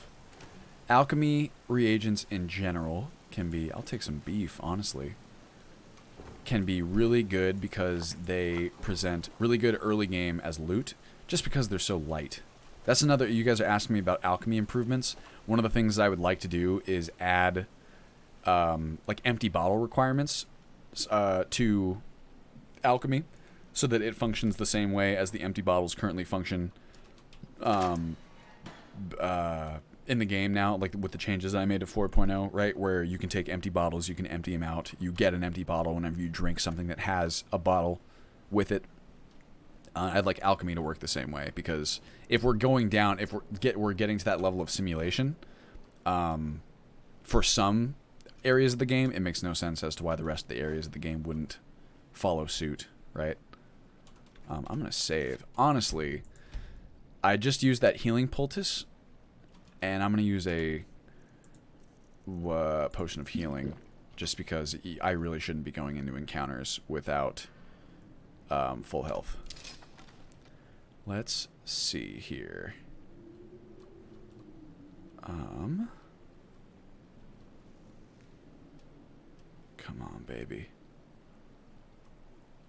Let's see. I'm checking chat real fast. Stating a statement that my statement is stating a statement. It's true. The boss chests suck now. Oh, man.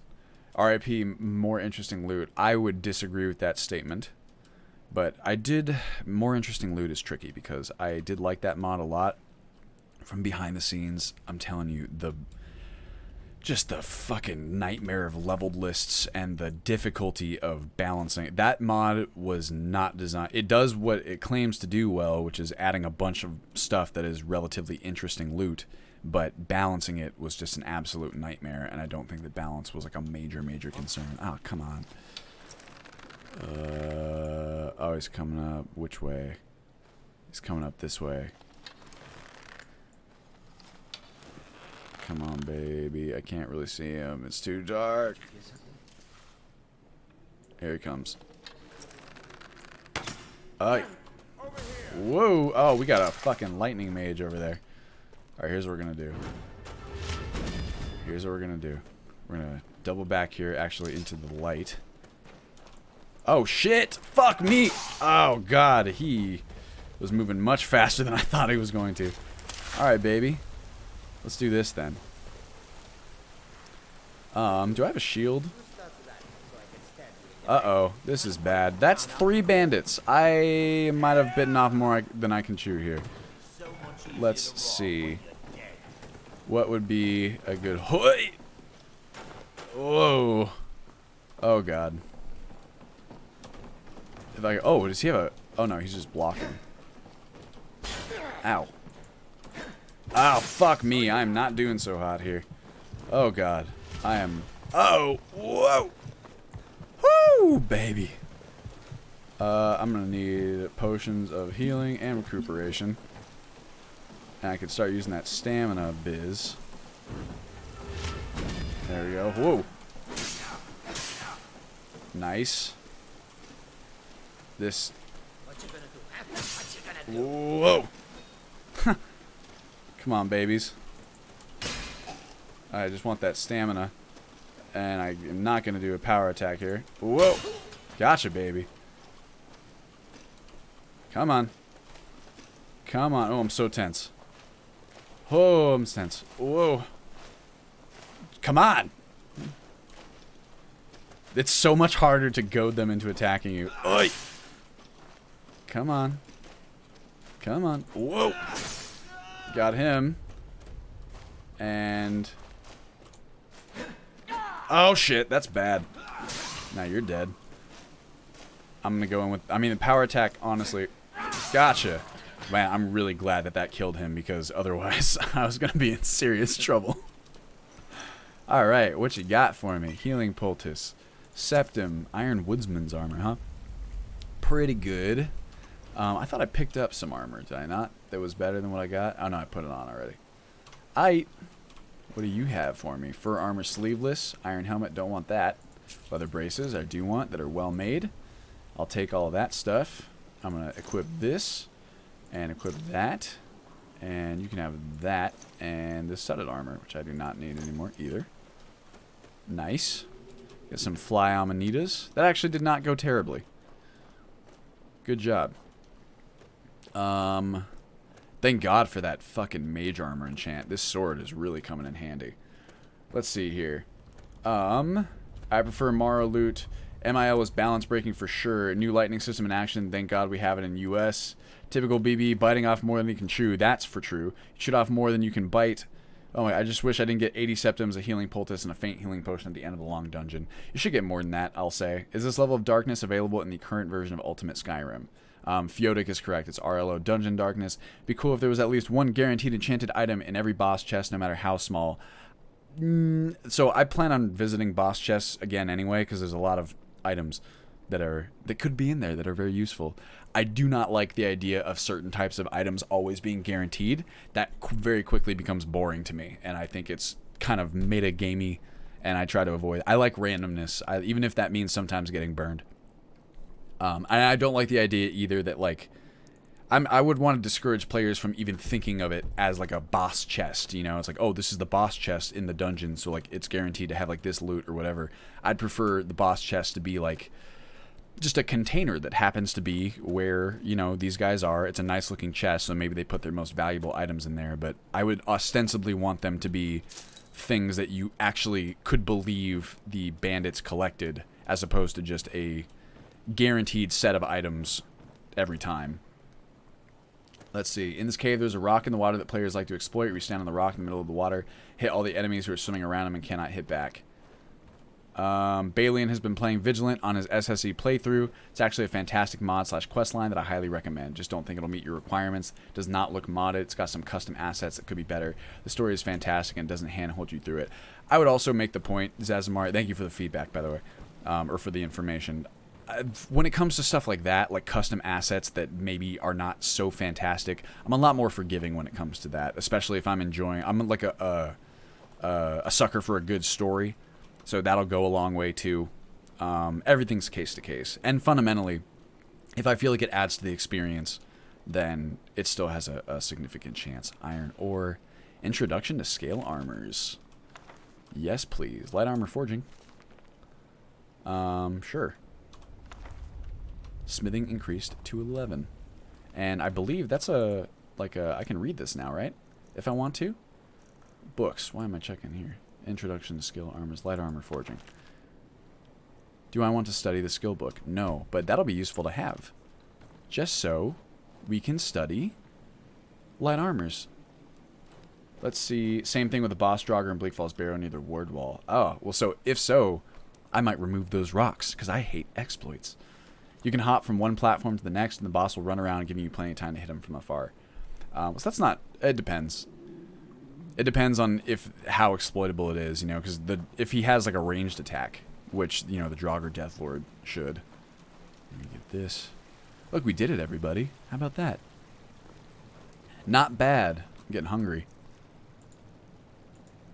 Ale braised saber cat. Saber cat pot roast. Why not? You can always get more. We have 2,000 gold. And do I have any water? I do not. Empty bottle. We can get this water, though. There we are. Bottled water. And let's drink it again. Bottled water. And one more just for the road. How about that? Anything else that we've missed down there? I find that my looting typically is not as detailed when I'm streaming. Let's see here. Got some nice rabbit. Sure. In fact, why don't we do this? Let me just open up my player crafting menu here. Craft item. Should be able to make some food here. Maybe it's not set properly. Ale braised saber cat. Wait a second. Wait just a minute. Cook food. I forgot that's a different ability. Cooked rabbit. Yes, please. I'm gonna eat that. Let me see here. Just eat that. so that I'm really nice and full. Drink ale. No, thank you. I want to check this real fast. Okay, so that's dynamic things. If I drink that, I actually would get drunk. I could fill a bottle with it, but I don't want to do that either. I always like the appearance of this room for some reason. Right? Something kind of cozy and cool about it. Maybe cozy is the wrong word. I got some salt. We're going to have so much stuff to sell. Red apples. Not that great. Might be good for cooking, but I'm not doing that at the moment. Let's see here. I often find myself not buying certain items in games because I know I'll get them soon. That to me is pretty bad. Totally get you. Watch Bay. He is fun. Absolutely. Jamoid, which part is bad? Having the option to buy them. He's still playing it now. He's been playing it for 8 to 10 hours for the past few days. So it's a very heavy mod in terms of story and content. Definitely adds a lot. Even adds a whole new land. Won't spoil it, but I recommend checking it out. Will do, Zazamari. The metagaming knowledge is I don't need to buy something because I know it or something similar appears as loot soon. Your character doesn't know that at Jamoid. It's true, but that's what I mean, where it's like, I like to bridge that gap, right? Where if you know as a player, not as a character, that for example, every boss chest will contain a certain type of item, then if you see like an enchanted item in the shop menu or something, you are probably not going to buy that item. And that's, to me, what guaranteed... Dang. Didn't quite get it. That's what guaranteed items have a risk of doing. That's why I don't really like doing those kinds of things. Alright, well... Shall we? Whoop. Iron ore. I'm all good there. Coin purse.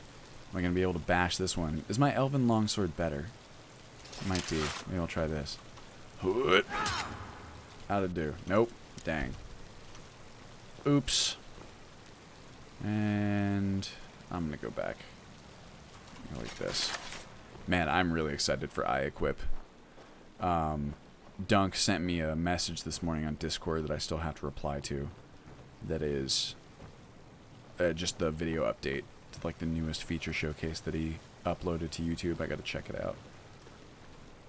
All right, well, 5:35 p.m. Not a bad day of taking down bandits.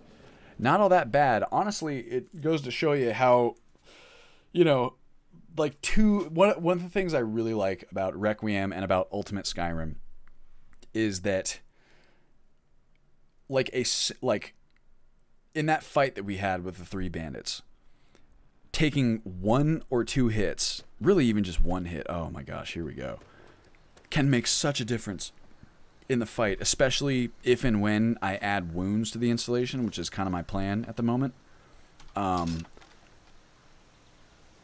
I feel like that's so cool because you can so quickly go from like, yeah, I'm fine, to like, oh shit, I'm totally fucked. Which makes sense because you were getting struck with a blade or with a mortal weapon, you know? And that to me is so much more engaging and so much more tense and enjoyable than just kind of the waggly combat of vanilla. Just mean it's a good argument for having randomized loot. Jamoid, what items you're referring to, general game design sense. Hazardous, the one downside of alt skies, and it may be too much of a good thing, especially for new players who blindly follow the installation instructions without learning about the individual mods. They jump in the game and don't really know the extent to which the game is different from vanilla. That will be made worse with Automaton. At Belmont Boy, I love this question. I have a good answer for you. Any idea how you could address those who have played only vanilla and have no idea what they're able to do in alt sky? Yes, Hazardous. So my current plan for that, first of all, I agree with you that it is a problem. You know, you kind of hear stuff about the installation at large, and you're like, oh, that sounds cool. But then you jump into the game, and it's so, even Requiem alone, like just Requiem by itself, if that was the only mod you installed, is so different that it can be just crazy daunting, right? With all the things that have changed versus the vanilla game. But with Ultimate Skyrim in particular, there's so much beyond even what Requiem changes that is different. And it does create this issue where new players have no idea the extent of the changes or even what they can do. There's so many different options for new gameplay, setting your own goals that you just will have no idea about if you are a brand new player. So my goal for that is to create a series of videos. This is a brand new series. My tentative name for it is the Ultimate Skyrim Bootcamp.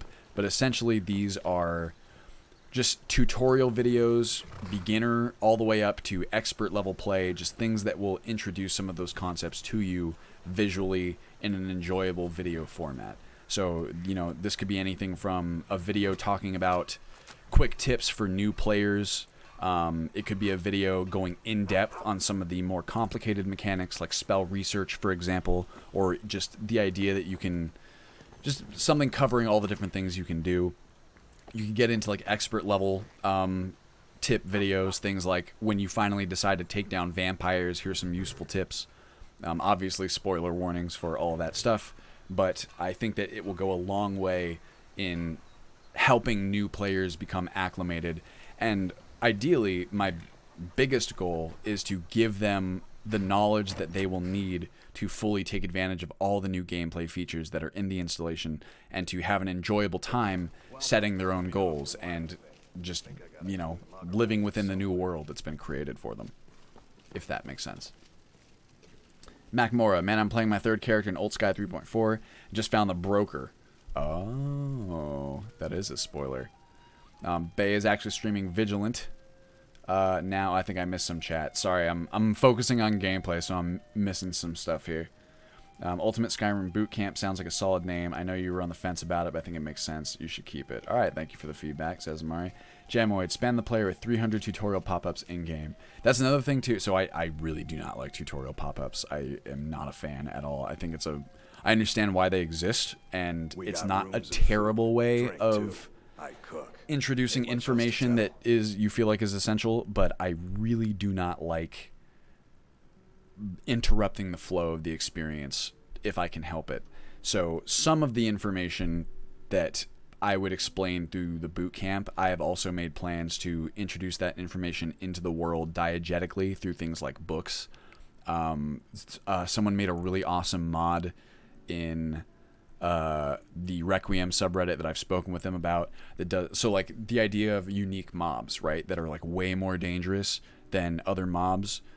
People were talking about how cool it would be if there were just diegetic information available in the game that alluded to the fact that there are certain much more powerful NPCs or like mobs to worry about in certain areas. So like a good example of this would be for Ron the Crow over at Silent Moon's camp, like a poster around settlements here like Riverwood or Whiterun being like, yo, watch out for this very dangerous bandit named Ron the Crow, who hangs out around like Silent Moon's camp, like he's wanted for a million different things, and you know he's an especially dangerous individual. So someone went and made a mod that adds stuff like that to the game, so I wanted to add that, expand on it even more.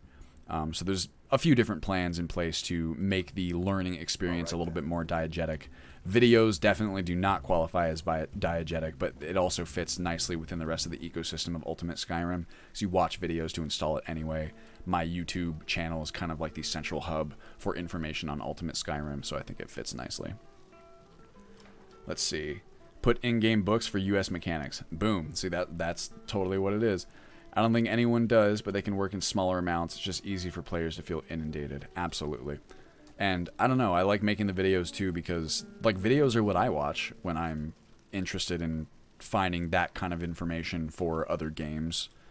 At a certain point, when you create an experience that is sufficiently complex, it really does become a problem trying to teach players these things, and you really have to start asking yourself what the best way to do it is, what makes the most sense. And in my kind of video creating is one of my skills, right? So I'm just trying to play to that as well. But I genuinely do believe that it might be one of the better ways of presenting that information to new players regarding a experience that is sufficiently complex and is as complex as Ultimate Skyrim. IMO. All right, well, let's see, it's 6:41. What should we do right now? Got 10 minutes left. Video format is far better because you can chill out and watch while you're not playing. Agreed. And you can also revisit it relatively easily. This is another thing too, is that I really try for my videos not to overstay their welcome. In the case of like new player guides and stuff, I'm really not... never say never, right? Because it may come to be that when I go to create these videos, I find that a long length is necessary for at least some of the concepts. But ideally, my goal is to keep these videos relatively short, and even to do that, like keep them short by limiting the amount of concepts that are explained in one video, so that players don't have to sit through a 30-minute video to find the information that they're looking for, right? Or even just dividing up the topics into separate videos, I think makes it easier to reference exactly what you're looking for if, say, you watch a video once, but you're curious to rewatch it because you've forgotten some of the information, or because you want to refresh your course. It's the difference between, like, here's like a 40-minute walkthrough as to everything that, like, Requiem does, versus, like, a video titled, like, managing your health in Ultimate Skyrim. You know, that is like a single topic that can kind of branch out into a couple different areas, but it keeps the focus of the video tight so that you're not inundating players in the same way that they're already inundated by jumping into the installation blind. All right, well, I would say we're pretty close to Whiterun. What did I had a bounty for, what's it called? Silent Moon's Camp. Speaking of Ron the Crow, that would be a tough one. I have a bunch of stuff to sell. So why don't I just go ahead and pop over to the Riverwood Trader before I call it for the night. Ooh. Hello, puppy. Stump. I could pick up this horse, because I do need a horse. But horses are crazy expensive right now, aren't they? I don't have nearly enough money. I think it's like 7,000. Let's see here. Two hands, one sword. Yep, I still don't know anything about spell research or smart cast. Smart cast might get the axe, actually. Funny you mentioned that. Two hands, one sword. I mean, spell research is a great example of something that needs a little bit more targeted introduction.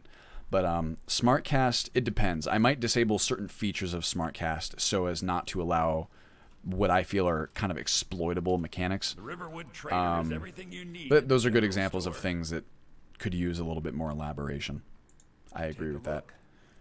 Let's see. I find all these items in dungeons, like extraordinarily broken shield, and I don't know about disenchanting / analyzing the item. It's true. At the very least, you can always just sell them for whatever their value is. But it would be nice to know what's going on, right? Let's see. Hey, BB, you said before that there will be a new YouTube series when Alt Sky 4 was near. Will it be when Beta 5 has started, or is this Monday stream the new Let's Play series? Neither of those two things. There will be an actual official Season 2 Let's Play series, but it'll be after 4.0 drops. How's Wounds work, BB? Never used it before. So Wounds, it's very simple. It's created by the same creator of Train and Study and Spell Research as Iron Dusk. He's genius. Also Religion. It's fairly simple, the implementation. Basically, it just adds certain types of wounds. I believe there's either 3 or 4 types of wounds that you can get. It's like cuts, broken bones, concussions, and like bruises or something like that. Depending on the type of injury, you can address it in different ways. As if things weren't bad enough. It's like you don't always get wounds every single time you take a hit, but there are like factors that will make it more or less likely. Certain types of weapons are more likely to inflict certain types of wounds, and essentially for all the wounds except for like broken bones, you can just kind of address them in a relatively short amount of time. For something like a broken bone, you will need to splint it and kind of be a little bit careful like with that bone for a little bit, and there's ways to like speed up the process. But essentially it just makes taking hits something you really don't want to do, and it encourages you to be prepared for the inevitable hits that you do take. Even just having something like a like bandages on hand that you can craft. I encourage it. The description page is very thorough and it doesn't take very long to get through, but I would go check it out, and I think it'll answer most of the questions you'd have. Peon. Hey BB, I have never been to one of your streams, but I've been watching the series for about a month now. I'm glad I'm able to make it to one of your live streams. I have a pretty full schedule, F. Well, I'm sorry about that, Manny. Thank you for joining us. We only have about 5 or so minutes left in the stream, but I appreciate you stopping by. 2 hands, 1 sword adds wounds like bruises, cuts, broken bones you have to address and take time to heal. Sacrilegious, Tactical Valtheim plus Requiem plus Aces plus Populated Series equals awesome Valtheim Towers experience. Could be Sacrilegious. There's already so many people in Valtheim. Also, Tactical Valtheim has been suggested to me before, and in my opinion, it's a little bit much, but maybe I'm wrong about that. I've never actually played through using the lineup that you've just suggested, so maybe I'd play it and find it very fun. It's very possible. Okay, so these things, you can have this one. And I don't need to sell any of that. Ably Defending would be nice. Featherweight. You can have the Skooma. Scroll of all that nonsense. You know what I'd really like to do? This is a feature that I'd like to add, is to expand on the whole hunting requires permission business by making game, like meat that you hunt from animals, stolen, quote unquote, unless you have a permit. So that because like, if you go and sell game, I think the default assumption, it's reasonable to think that you hunted that game in and around wherever you got it from if it's still fresh. And if that's supposed to be illegal, then I think it makes sense to have to present some sort of, permit that you'd be allowed to do that. I thought that would be fun. Oh god.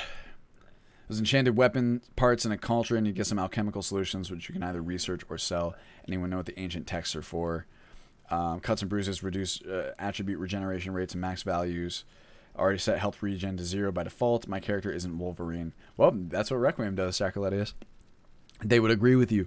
Spell research actually lets you make good money from cheap ingredients. A simple chicken's egg, when dissolved in alembic or cauldron, will produce solutions that are worth 500 plus gold for one egg. So that should be fixed in the newest versions of spell research, I believe. If not, that's definitely something that we're going to have to patch ourselves, because it's tough to balance when you have the depth of mechanics that spell research provides, but I think it's possible still, and those are simple tweaks, value tweaks. Okay, you can have that, and you can have, not that one, Spell Tome, Clairvoyance. Hell yeah, I don't need that. The 13th Stone. Amethyst, don't need this. How much gold you got, my friend? Fascinating Dagger. Cool model. I'm not going to do anything with it, though.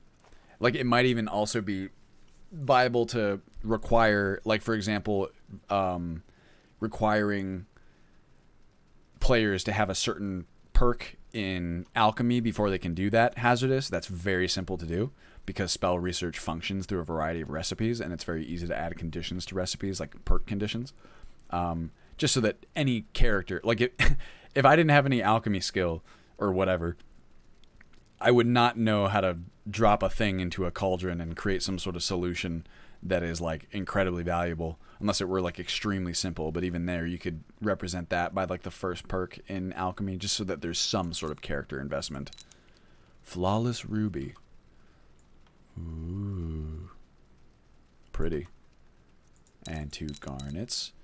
And a soul gem. And a ruby. Look at us. Wow. Look at all the stuff we sold.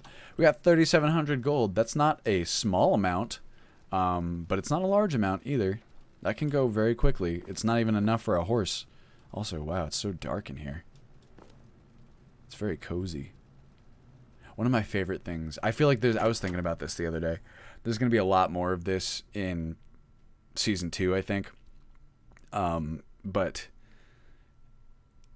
so this is very tricky as a content creator, right? Is to balance, like, what will be enjoyable for your viewers. And more I find myself enjoying myself most when I'm watching content creators who are enjoying themselves, if that makes sense. And for that reason, I kind of want to try leaning into my own natural playstyle a little bit more for Season 2 versus Season 1. I feel like in Season 1, I definitely do stop to smell the roses a fair bit on rewatches. But I still feel like there's my own kind of natural play style is very prone to, like, atmospheric walks and stuff, right? And that's the kind of thing that I would try and avoid in Season 1, just because I didn't know if other viewers would find that enjoyable. And now I feel like it's something that I almost ought to lean into a little bit, like kind of what we're doing right here. this very foggy night in Riverwood. And, like, there's, like, can you match the idea of walking along this little path in Riverwood, looking down and seeing the reflection of this moon on the water? To me, that's very special, and hopefully viewers will feel that way as well. Just so spooky. Turn on my lantern a little bit. What time is it? 8:22? How about we go across and check out this? I believe this is a restaurant over here of sorts. Excuse me. You cutie.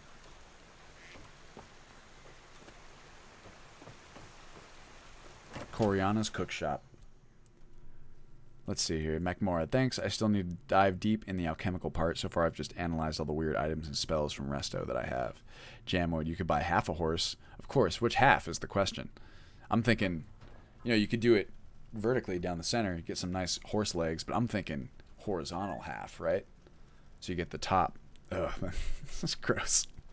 Sorry, in my setup, I got my first horse at about level 20, which was about 100 hours in. That is a lot, Sacriletius. That's even more hardcore than I have it here. Zazamari says, it's pretty great, BB. I love having big things like that to look forward to, buying a horse, that is. Absolutely agreed with both of you on that.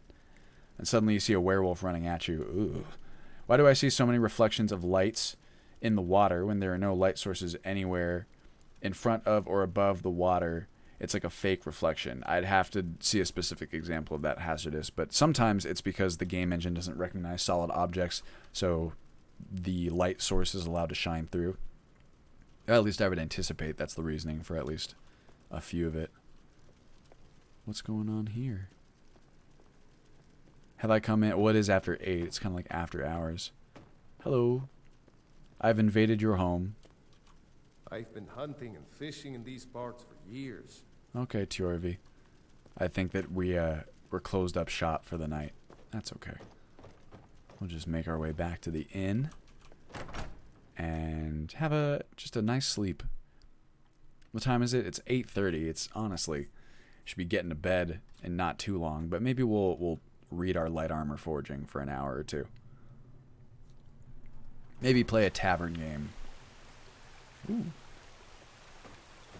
One thing that I would like to fix, I don't know if you guys have noticed this, but it could be because I'm actually using a very outdated version of the E and B binaries just because I keep forgetting to update them.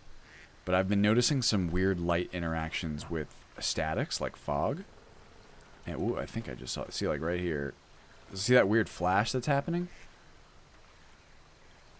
Kind of like there. It's hard for me to... It's so minor. Almost so that it's unnoticeable. But I keep seeing it. And I want to see if I can fix it. Let's see. I play at 1/10 of vanilla leveling speed. My horses and houses cost 10 times vanilla value plus a monthly tax. Wow! I made them a lot more expensive in Ultimate Skyrim too, but... It's not quite so hardcore. You are the most hardcore. NetGirl Jimmy, I am a systems engineer, and I am floored at the cool work that you get to do. Well, thanks, Jimmy. I mean, I agree with you. It's, I've said this before, but I still get kept up at night thinking about new and awesome features, and all the time I'm rolling over to pull out my phone and write a new thing down that I have to add to my tasks list in the morning. What we have has been sitting in that barrel for over a month. Ew. Yep. Wait, let me guess. You'll get to it later. Don't I always? I don't suppose I could convince you to take care of it now, could I? No. Well, there's something to be said for honesty, I suppose. Jeez. Well, see, hey, take a look at this, right? I mean, I do have Xenius installed right now, but, like, Orgnar looks pretty good, right? As, like, an NPC. Not like he's hot or anything, but I just think that he looks solid with, like, the textures. You're the important lumberman. What? You come to an honest day's work at my mill, and I'll pay you an honest day's wages. Then we'll drink. I like that idea. He's a cool guy. What is this, Alvor? I like him a lot. How about this? It's 9 o'clock. I gotta wrap up this stream here. Let's see. What did I miss? Right ugly one at that. No offense. Oh, thank you very much. Oh, that's Hod. Sorry, not Alvor. He's the smith. I like to play something. Not my problem. See, no one can play because of the way that... Not my problem. Whoops, sorry. that Tavern Games is set up, and I need to fix that. I either need to distribute some gold to these people or change the way that Tavern Games functions. Vidar. I heard the gourmet is hiding out somewhere in Skyrim. You know, fellow who wrote the cookbook. Oh. Until next time. I think that your activator for the animation is a little bit off, my friend. Just a teensy bit. Well, how about this? There's Alvor. Cozy little spot. Got a new order in for Hey man, I play with 50% skill rate and I love it. It really elongates that early game. Zazamari, I saw the flash BB. Yeah, I don't know what that is. It's something that I gotta to address. So yeah, I'm interested in skill rates too. Any opinions on that, BB? Not really. I mean, so far I'm pretty fine with Requiem's default skill rates. It depends on the implementation of time-taking tasks, like, that's alliterative, like reading books and stuff. If I was adjusting skill rates, it probably wouldn't be global, it'd be individual, and that just takes play testing for me to know. Netgirl Jimmy, I'm a little jelly. Hazardous BB has true passion. Oh, well, I appreciate that, guys. I mean, I like to think so. Let's raid Balian. No, he's just using telekinesis to move the spit. Ah, of course, Sazamari. Alright, well, here's what we'll do. Delphine. You're that visitor been poking around. Is it still my room? Sure thing. It's yours for a day. Thank you very much. Alright, well, I know the room. Is it this one? Nope. Nope. You'll be wanting me to pay for them? It's only right, seeing as you're the important Nope. lumberman. Which is the one? This one. I'm doing honest day's work at my mill. And I'll pay Vidar, can I help you? This is kind of my room right now. Can I sit in this chair? If I smack... Alright, fine. Well, I guess you and I are hanging out for the time being. Close this door. And I hope you don't mind if I do a little bit of light reading for, let's see, I'll study the skill book for about an hour. Oh, it's smithing techniques. Ah, dang. It's not light armors. It's light armor forging. Oh, whatever. It's something to do. This has been a little wonky lately, too, so let's go ahead and check, make sure it functions as intended. What is happening there? Weird. 1 hour has passed. That was a little bit strange. Oh, I could use a bath. I'm looking pretty fucking gross. Is there a what's it called? A bathtub anywhere in here? There might not be. Oh, in the morning. I'm just gonna make your guys' bed just super gross and dirty. Besides, you still haven't paid for the last one. Mm-hmm. Alright. Sleep. Let's see, 12 would be 10 o'clock, 9 o'clock, 8 o'clock. Go 9 hours sleep. Let's raid Balian. Yeah, how do I do that? 'Cause I'm about to end this stream. It would be fun to raid Balian if you guys want to. I just don't know how to do it. Uh-oh. What happened to Skyrim? Oh, God.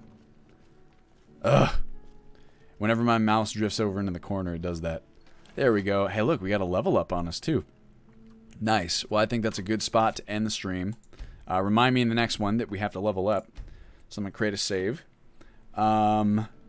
Let's see here. Let's do it. Zazamari, Belmont Boy, do /raid name. So raid Balian. Gotcha. Alright, well, I'll do it right now. How about that? I made a save, another save just for safe measure. You get it? Thank you guys, as always, for joining me on the stream. I always have a wonderful time talking with all of you guys.